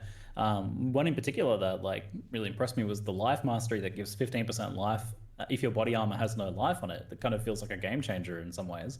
Body armor has always had really fierce competition, and whether something has life or not is a big part of the evaluation there. So I really like this design overall, but we do have some unique items that have 5 to 10% increased life, and I imagine that might feel like a bit of a bummer if you want to use one of those. Well, in that case, you save yourself a passive point, and you get to, go pick a different mastery, and there are some powerful ones to pick instead. We're not intending to go and remove life off those because of the presence of the mastery. That'll feel pretty mandatory. Why is this guy asking questions to Agent 47? Yes. Who gave you the idea that you're funny? Now this That's the real question. Design that makes up for a short. Who is feels like kind of new doing that and making us become the victims? Like for example, of your sense of humor. Movement speed if your boots don't have movement speed. Is this something you'd consider expanding out in other areas? It's currently just on the life mastery. I mean, we've got other interesting new designs on the other masteries, of course, and it is a possibility for later. But we want to be careful with this one because, in the boots, I need to start winking way more. I worry that soon you'd pick, the masteries that make your gear good. I'm gonna start winking really more. I like winking. As long as you, for the love of God, don't roll that movement speed or life. And that's kind of against most of how people are trained to create items in Path of Exile. So we're experimenting with body armors with life, but other things follow normal rules for a while. Yeah, it is. It does seem kind of like an experimental thing because you're right. Like it could go the other way to what you want, where it's like warping perceptions of items in unpleasant ways potentially. So interesting. I'll be keen to see how this one goes then. A lot of the other masteries look really impactful as well. I was pretty surprised to see instant leech after that being such an issue in the past, for example.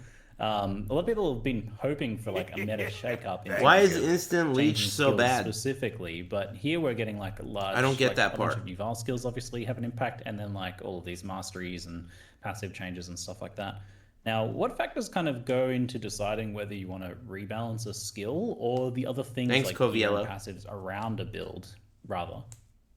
So regarding the meta shakeup, we could at any point go and pick a bunch of skills and alter their damage values and so on. And we've done that in the past, and it hasn't really been as impactful as we wanted. Often what will happen if we buff things that are underused is people don't immediately notice, and then a while later someone stumbles across it, and that doesn't immediately cause the feeling of a new meta that people wanted. It feels like the same meta even though there's stuff they haven't found.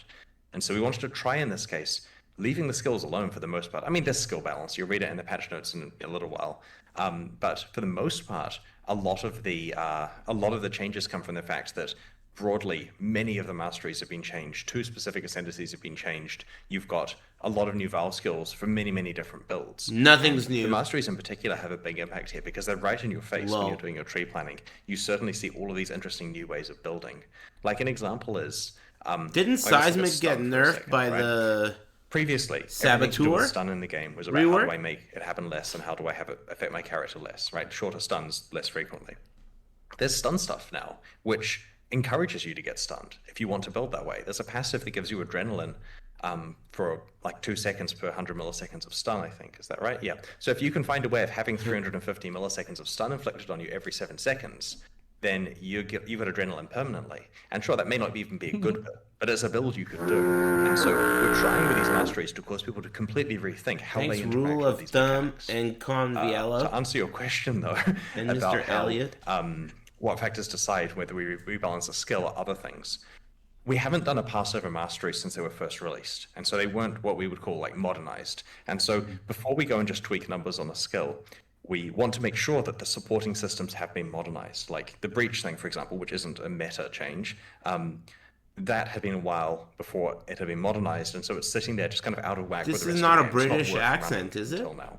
And so we wanted to make sure the He's from New masteries were really Zealand. good scaffolding for builds before we went to tweak individual numbers. Very cool.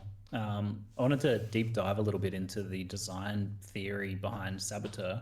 So I was pretty initially skeptical of the idea of like adding nodes. I almost shot that guy that was talking the too core much. identity there, but those trigger bots look pretty awesome. Kind of changed my mind a little bit. They're quite unique. Did you shoot someone else or that guy? Sure that the rest of an ascendancy feels up to the task. Why'd you shoot him? Has some choices for players. He to said make. bald for example, accent. You've got, like Perfect Crime, the bots, and Like Clockwork, the cooldowns. Both are really great. And then you've got some other more contextual nodes in Explosives at Work, Expert, and Bomb Specialist. Those are like limited to crit or cold AoE builds, for example. But they're still potentially usable. But then everything else is traps and mines, that core identity. There's like such a big divide between the two play styles there that there's not really any overlap in the nodes. So you potentially run into an issue where when you do something like this, you have no real choices to make because all of them you've only got the choices that make sense for the build and the others are completely irrelevant. So that feels like a potentially a little bit one-dimensional for Path of Exile. So kind of how do you get to this point? There's been a lot of iteration of a Saboteur, including recently. Like, we had a version in the live stream that we're ready to prepare, we're confident in, and we're good to go. And there was enough internal kind of, it might be perceived as a nerf going on that we went and changed it further, made sure that it was, we were much more comfortable with it, added more... did we add entire nodes to it? Or we literally added a node to it to make sure that there was more choice and that it worked better. Refilmed the sections of the live stream, got me back in the recording studio, the voiceover of that, and updated the live stream at the last minute. We want to make sure that the different builds work. And the Saboteur is a little bit of a different experience than before because it now has these other options. But it also, and most importantly, is not the only way to play traps and mines. Our goal here is that if the word trap or mine comes up in your build guide, it doesn't 100% have an association with Saboteur. There are trap and mine builds with other ascendancies now. Like with Necromancer, how if you want to use minions, it's possible to come up with minion builds that are on a different ascendancy. And so the Saboteur is the obvious place to go for easy access to trap and mine power, as well as He's been winking all day. It's the first point of call, but it certainly isn't the final point of call for people who want to do some really wacky stuff. RF Saboteur? Yeah, and that kind of like raises a good counterpoint, which is like, while there might not be a bunch of different choices for trigger builds in Saboteur besides the ones laid out, you have all of the other classes to decide. So picking Saboteur in the first place is that choice. Yes. But, and you know, fun new playstyles added. The trigger bots are pretty OP. They look awesome. So cool. Does the new passive reworks to the two classes affect Ascendant at all? Did we change the Ascendant? Yes, we did. Yep. That's cool. I didn't know that. He didn't even know. We have. Good job, background devs. I want to look at that now. Do you folks plan on changing passives around the tree or just the masteries that are changing? Yeah, there are passives that have changed around the tree, right? Yeah, there's new clusters, and I mean the patch notes which will be posted as soon as we stop talking. New have tree, all the details, new tree. But it was mentioned in the live stream too, just in passing. You know, like how I mentioned early game balance changes, and then everyone comes to me and says, "Why are you not talking about the early game balance changes at the live stream?" Yeah, there was life recovery clusters. There was a few new clusters scattered around. There's weapon trees now, and I think that's a cool idea. The fact that it goes with the weapon is weird, though. Okay. It's like not your tree; it's on the weapon, and you can re-roll it. Trigger your spells on them. How do those trigger bots cost mana? Excuse me. Like, do those spells cost mana? Like regular triggering, right? Yeah, it's just like regular triggering. The difference is there are two trigger bots. They run at the enemies like you'd expect. It triggers from both of them, and instead of just purely doubling your damage and moving it onto the enemies, there is this minor damage penalty so that it's not quite, you know, literally double damage, but still obviously is a big boost.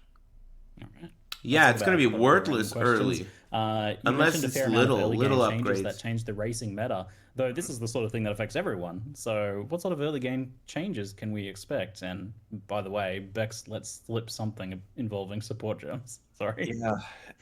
So we actually have another whole skill gem and 3 support gems that we didn't even talk about in the live stream. Huh? It's 1 main skill and 3 supports, right, guys? Snipe, Mana Forged Arrows, Prismatic Burst, Momentum, I think. Yeah. So it's interesting how this happens. What did he just say? We ummed about what to do about the ExileCon races for so long, right? Because we didn't want to just say, oh, look, it's the same Katavi kill as last time, go. Because then we get exactly the same race with exactly the same racers, and it's just a repeat of the 2019 event. But at the same time, when we looked at other wacky races we could do, they didn't feel like Path of Exile. Like, Path of Exile racing is a celebration of how quickly can you play through the game without wacky mods involved. And so people, when we asked them what they liked about watching the races at ExileCon, was the fact that the races are doing everything that the normal players are doing just so well. Like, wacky so we races. wanted to make sure they were playing true Path of Exile. The problem is true Path of Exile is more. Yeah, you got a point. In 2019. So we said, well, what You if got the a point. What does he mean by that? Wacky races? In a way that doesn't have significant impact on the actual meta of the late game, and just did a whole bunch of tidy up in ways that really affect more races. like KKK, if you ask me. Am I right, bros? bros? Which is released in a week. We'll do all the qualifiers. Wacky races, and that's huh? also the version of Path of Exile that's live at ExileCon, because 3.2 is coming out a couple of weeks after ExileCon, so it perfectly fits a consistent set of balance that we can keep the same for fairness. And so many changes were made, and this involved some pretty radical stuff. Controversially, and this is explained better in the patch notes, we've removed the Onslaught support gem from early game situations. There's honestly, the patch notes do a much better job than I do of explaining it, but in return, other gems have been introduced which achieve similar goals. You guys are funny sometimes. I'd recommend reading the patch notes for the full detail, but there are several new gems which do affect in-game builds, and that they're now options you have available. The favorite one that I was reading about recently was this cool, like, semi-active, semi-support gem, which is called Snipe, which our internal description that has probably been improved since this was written was channel to charge up your bow, gaining stages. Release to trigger 1 linked bow skill for each stage gained. What? and a few other caveats. Whoa. And so basically you can channel and then release a bunch of bow skills at the same time. What? So cool stuff like that has come out of this. And yeah, it's, balance changes. There's going to be some nerfs in there. There's going to be some buffs, but they do not have a large impact on endgame Path of Exile. So when reading the patch notes, take it with a bit of a grain of salt at the fact this is aimed at the early game. This is Okay. interesting because, like, in the past, the idea was talked about of having like some skills that were like the low level ones, and then potentially would transition them out of it. But it's not something that's really true to Path of Exile very often. Like most of the time, most things that you can use in early game are end game viable as well. So this is kind of more a design of having some things that potentially are very early game and not really necessarily intended for late game. Yeah. Do you think you'll explore like skills more in that realm in the future as well? And is that Lots of that cool Path of stuff. Exile 2 will feature? The more? League is Well, Path insane, of Exile 2 if you gives us ask an me. opportunity to somewhat tidy up what skills there are. Weapon and move around trees between levels, per and basically weapon, having a chance and to, you know, gamble visit the certain tree and you areas, trade the whole having tree. a chance to actually review stuff. So Customized that helps with us working weapon out what are trees. the early and high versions of things. Obviously, we can make those changes in current Path of Exile 1. It's just that it comes at a cost where we take something and break it for high levels, or take it away from early levels and suddenly build, say, hey, I was using that, and there's certainly a live cost to that. Now, I see a few things come up in chat repeatedly, so I'll touch on those. Some other Ascendancy players. What was that? I was asking, they want us to log in. That's certainly that. Lol. There's a few other Ascendancy players who want reassurance that their Ascendancy will be addressed. I see Gladiator mentioned a lot. Yeah, we could list the 17 ascendancies. We don't yet know which ones are coming. There's... He winks at the worst times. Okay, I'm going to tell you a story. Sorry, everyone who's on patch notes. We're getting story time instead. Oh boy. We wanted to nerf all the ascendancies in Ruthless for power reasons. And so we looked into what that would involve. Pretty quick numeric nerfs. And while doing so, we came up with a whole bunch of new interesting stats. And we said, okay, well, we cannot release these stats in just Ruthless, right? Because that would be crazy. The community who already have low patience for any Ruthless stuff that we do would certainly find it unfair that we gave Ruthless a bunch of new interesting tools alongside a pile of nerfs. Ruthless sleeping So face. we said, why don't we change all the ascendancies in the core game to use these new stats as well? Not nerfing them, just making them like we've done with the Pathfinder and the Saboteur here. And so we started on that. And the plan was to do about half the ascendancies in 321, and then also do all the Ruthless ones at the same time, figuring that's fair because there's enough stuff given to the base game. Unfortunately, we didn't get it to a state where it would actually be releasable. Many of those ascendancies were going well, but they weren't quite finished. The internal feedback was to the point where it felt a little bit like a nerf in some cases, or it felt too much like a buff, or we weren't quite there, and we obviously can't release it unless we've had time. So then we had a situation where we're really happy with the Pathfinder and Saboteur. They're going great. And all the Ruthless ones are sitting there with new stats on them. And so we intentionally undid all the Ruthless changes there to stop there being an outcry, and so that we get more time to sit on it and work out what we're doing in the base game. And so the intention is that we do have stockpiled a large number of ascendancy changes from when we get time to do it properly, which hopefully will include many in 322. And we just have to work out politically what we do. Politically. Because I would love to release them. I mean, they're not quite ready. Like, I'm not saying we want permission to do them in 321, but we're at some stage likely to debut that set of stuff because we do feel the power level of ascendancies and Ruthless is too high relative to items. And so, long story short, in answer to the question of when did the other ascendancy classes get some love, the love is half Wacky done. races, So, yeah, it's coming. The political intricacies at play here. Yeah, You guys find the it's most like, while this amazing expansion and ended up with a lot of unpredictable balance ways changes to and whatnot, pretend like there you're was a time offended. period when we hadn't piled in so many balance changes where it looks like I'm half always the work was impressed. Ruthless, and that's not a good look because it's done for the purpose of the core game. It's just if you release it in Ruthless first, Nice. you just upset everyone for no reason. you. And so Hey, there's a bit thanks, of politics with Bichuga. that, but at the same time, we definitely want to make sure that all the players feel equally valued. Since you brought it up, let's chat Ruthless a little bit briefly. Will it have its own unique cosmetic rewards now that it's getting challenges? And if so, how many? It has the same cosmetic rewards as the base game. This is another case here of trying to go for fairness. You can either earn the cool armor set by playing regular Path of Exile or by playing Ruthless. I don't know which is easier. There are fewer challenges in Ruthless, but it's quite hard to do those in Ruthless. So, yeah, it's difficult to say. I recommend working out what your capabilities are and doing it in that mode. And there is a different totem flag. So if you do complete the challenges in Ruthless and in the base game, you technically get 2 hideout totems to show that you did. Cool. A bunch of people have had a chance to play Ruthless and try it out. There's been some discussion of the difficulty and whether it's a fun type of difficulty or rather where it's just slower.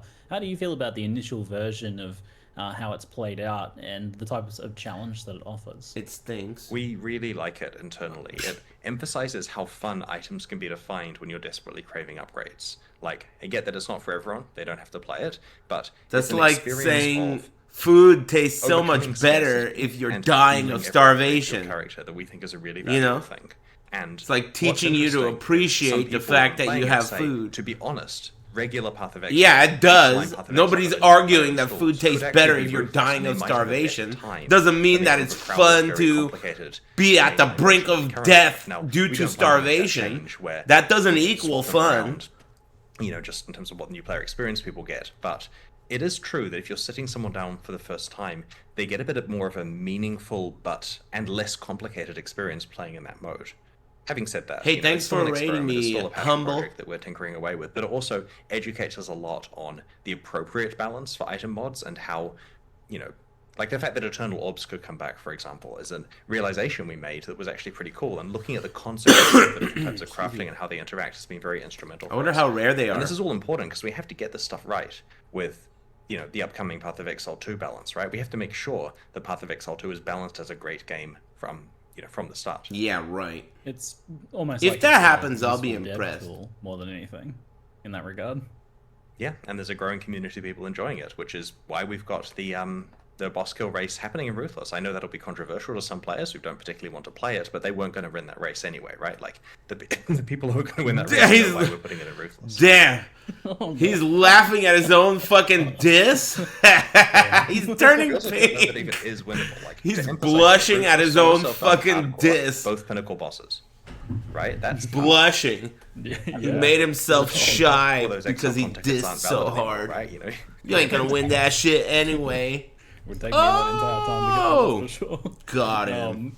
For my own experience, a lot of the early game feelings I had echoed what you were talking about with like the changes were very effective in making you really like feel gear upgrades and think about how you Ruthless play your is just character, too and those slow challenge to be changes were fun. really effective. When the For me, exact where it same fell thing apart already was actually exists, that and then you could do where the, SSF. scarcity SSF economy is slow map drops and was fun. so slow that even when I felt ready, I couldn't he's really saying. progress in endgame at what I felt like it was a reasonable pace.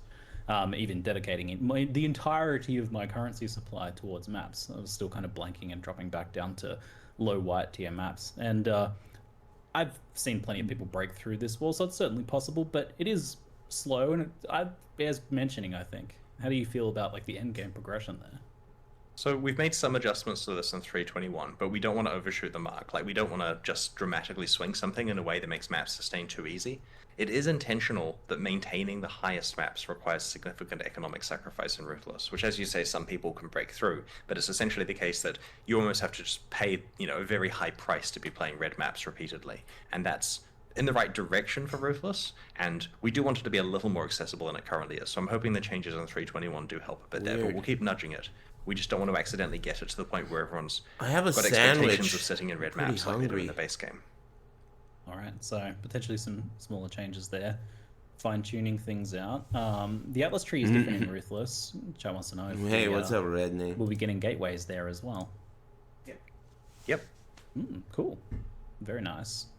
We have a random eclectic mix of chat questions now, so I'm just gonna jump straight into these. I have not seen what they are yet. This so shit just let's have a ends look. after these two clowns Do are we done need kissing, to right? equip the weapon to level it in Crucible, or can we use any weapon in our inventory?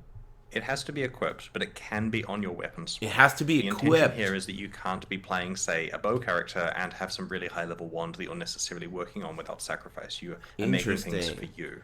And this is also so that You have to equip it. you're guaranteed to be carrying the item around with you. You're not having to sacrifice inventory space for it. There's a bunch of things that went into that decision, but essentially, yeah, stick the item on your weapon swap if it's not the primary one you're currently using. Does that work if the item's disabled? Because you can do some stuff where you like put an Astramentus on and then equip the item and then take the Astramentus off and it goes red, but it's still equipped. We'll find out. We'll find out. Say word, Now you chat's don't even just know. Doing the classic Q&A thing where they're spamming melee ? Like there's a question there. You do know that questions involve a few more words than that usually, but maybe that's enough for you to work off. That Melee? invulnerability armor thing So that in the they last added is expansion, good for we melee, intentionally I bet. introduced a large number of Val skills and some other melee changes. And so See? the intention with the melee Val skills was to raise the power level of all of those skills because periodically you get to play them in God mode for a few seconds. Yeah. And we haven't made as many melee changes in this particular release here, and that's partly because there are, the other 90% of players also would like balance changes. 90%. So we definitely have it on the radar to keep an eye on, but there's nothing else in 321 apart from what you'll see in the patch notes rather soon. Yep. So advanced skills and masteries and a couple fine tunes here. So have a read in a second when I stop talking. What happens if you animate a weapon with a crucible tree? Whoa. It works. Oh, the Do you new expect level. less? It works, dude. What a cool I expected answer. it to work, actually. Yeah. What happens if you do I'm this? impressed. It I works. imagine there's some complicated things there, but I should have IT done a dev check just there. I should have, works. eye contact with the camera. It works. And then quickly And then he checks. scurry to make it work. even things that allocate passives, does that work? Because they don't have a passive tree, right? Surely those don't work. There's the ones that make sense for it to work will work, but I don't think. Oh, like Master Fletcher, for example, right? Uh-oh. It should work. Like, at the end of the day, right? Animated guardians and animated weapons are just like entities that get stats, right? Like if you give an animated weapon +1 arrows or something, it's gonna fire +1 arrows, like a monster would, like the player would. Yeah, but right. You're giving it a passive that then gives the +1 arrows. That implies they have a passive tree. Does that imply they have a soul? Oh, it's technically that we're not giving it the passive. We're giving it the stat and we're calling it the passive. But we're getting into good answer. It's not really a passive, you scrub. It's Anyway, actually we're a fine. stat that's presented to you on a Do any passive guardians tree. have souls? So then this whole tree is not even really a tree. It's That more raises ethical stats questions. presented to you by Makes them play. showing you a tree. Oh, God. It's just more affixes on the weapon. That's cool. Does things like pack size affect Crucible? like that. I assume map modifiers will. So it's basically another So here's an interesting Recombinator one. The league, items that are shown except in it's the live stream presented do differently. include pack size on those the rare maps there, and that doesn't affect the Yeah, so in the in-game area, pack size doesn't exist. Lots more gambling. In regular maps, pack size does influence. What's up, Slam Dunk? value of the monsters being spawned. I'm hype. Right, okay. Yeah, As so the bit I was usual. getting at was more of a side point, which is that pack size doesn't exist on the endgame maps that, the Crucible specific ones. The pictures on the live stream do show it. That's because we hadn't removed it at that stage, and this is because it had no way of really juicing up the size of the encounters you're finding there, so we went with quantum rarity instead. With regard to the base game, Super if you get pack size impactful. on your maps, it will increase the value of the Crucible monsters and their encounters, so it is beneficial to have it. Once upon a time, GG entertained the idea of permanent skin transfers, destroying an item to create a permanent NTX. Is there any word on this, or has it been abandoned as unfeasible? It's hard, and we haven't done it yet, but it's certainly something that we don't have philosophical problems with. Isn't that transmogging? Destroying an item to keep its all right. appearance? Chat, you been spamming anything else? I'm going to cares? log in soon. Yeah, log in. Is that the spam? Play some Crucible. It's still typing melee. So far, I think it's pretty hype. The league mechanic and the changes. the I especially changes like planned being able for to Expedition teleport gear on is the next to Atlas board. passive tree. That I'm is unaware of any fucking changes planned for sweet, Expedition dude. gear at the moment. It's such at a this stage, it's pretty arbitrarily much a matter of designed tree right now. Why making the me the fuck patch is notes in a this couple shit of all the months, way over and that there way and I'm this certain, shit's all the way over control here? You know, it's award, fucked right? up. And, It's not like I'm building a character. otherwise, I'm just trying to play the keep posting game. feedback about what stuff You you'd know, like to see changes it's different to, than and building for a the character. upcoming You want to expansions. separate cheap Well, things let's from make each that other one on the minute. tree. People wanna But know this is if not fishing rods allowed a Crucible character. first? Smart I'm not going to and answer bald. that. I'm going to let them work it out, right? Perfect. All right, thank you very much for your time, Chris. Thanks Are for you the welcome? Q&A. It's been great. Pleasure as always. Thanks so much. All right, see you fun folks later. Bye-bye. Woo! Good job. I like it. I like what I hear, chat. That's cool. That's really cool. The idea of, okay, so here's what I think. You know how weapons are going to have a tree, and weapons are going to require experience that you accumulate on the weapon itself, that you get from doing the league mechanic while the weapon is equipped. I think that shit is gonna take forever. Like, to get your tree filled on a weapon, that shit's gonna take like half the league per weapon. I bet you. And everyone's gonna complain and be like, it takes too long to fill up my tree, and it's just I switch weapons too much. I think that's what's gonna happen. It depends on item level. Well, that is in itself a separate issue. So what I'm saying is it's gonna take too long, right? At the beginning, it's gonna take too long because you're constantly switching weapons to get to your end game weapon. But even when you get to your end game weapon, this is a gambling mechanic, right? So you're going to play with your weapon equipped. You're going to try, and you're going to fuck up. Oh, I didn't get the tree that I want. So, okay, fine. Let me try again. Now you have another weapon. You're trying. I didn't get it again. What I'm saying is each one of these rolls to get a fully blown end game tree is going to take forever. That's what this game is like. It's going to be like going from level 99 to 100, or like leveling your gems, like leveling a level 5 awakened skill gem. It's going to take a long time is what I'm saying. I could feel that. But it sounds cool, and it sounds fun and impactful, and I'm hype. I can't wait. That's dope. Sorry I don't have wing drops enabled. No, I don't mean it's too long in terms of, like, people do play PoE for a lot of hours, but what I mean by saying it takes too long is, like, you like this mechanic, but you just will feel like you don't get to do it enough. Like, I wish I could do this more. Remember that league where they had, what was that shit called where you would go into another world? Krangling shit? That Krangling league, what was that league called? I forgot. Scourge, that was it.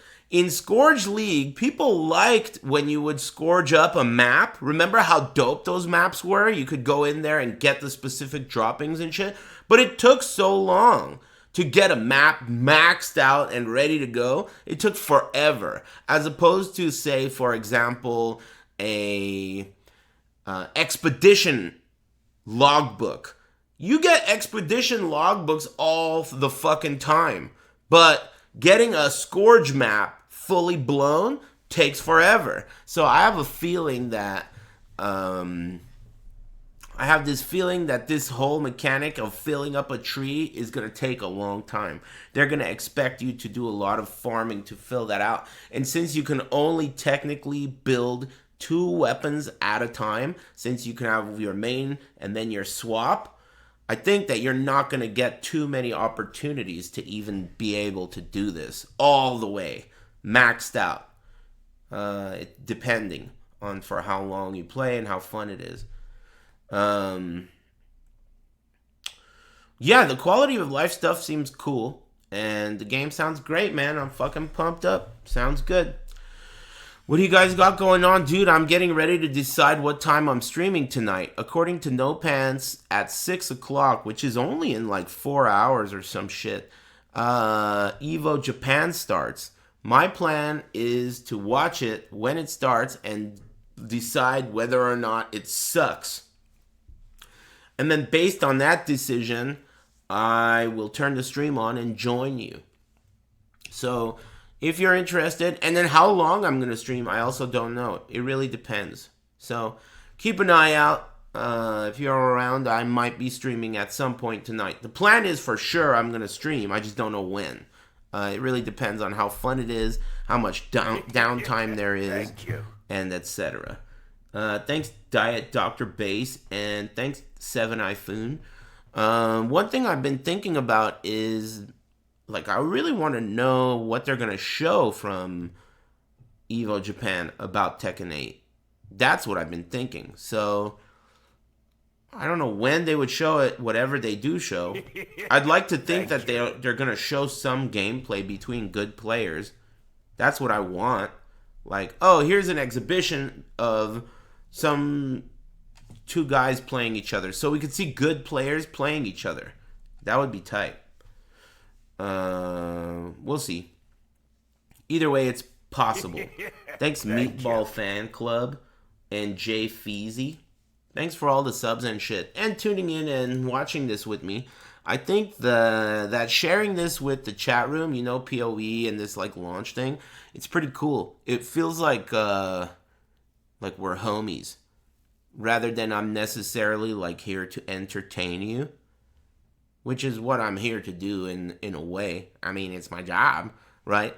But I don't really feel like it when we're both interested in something like PoE. It's kind of like we're in a college course that we both like a elective, you know? So pretty fun. I enjoyed that. Anyway, listen here, chat room. Like I said, I'll be back later. Don't know when, but keep an eye open, and I'll see you guys after dinner. Will ya? Thank you. Who said that? Hey, thanks, Calcifer. Thanks again, bros. I'll see you guys in the sewer. Enjoy the rest of your day. See ya.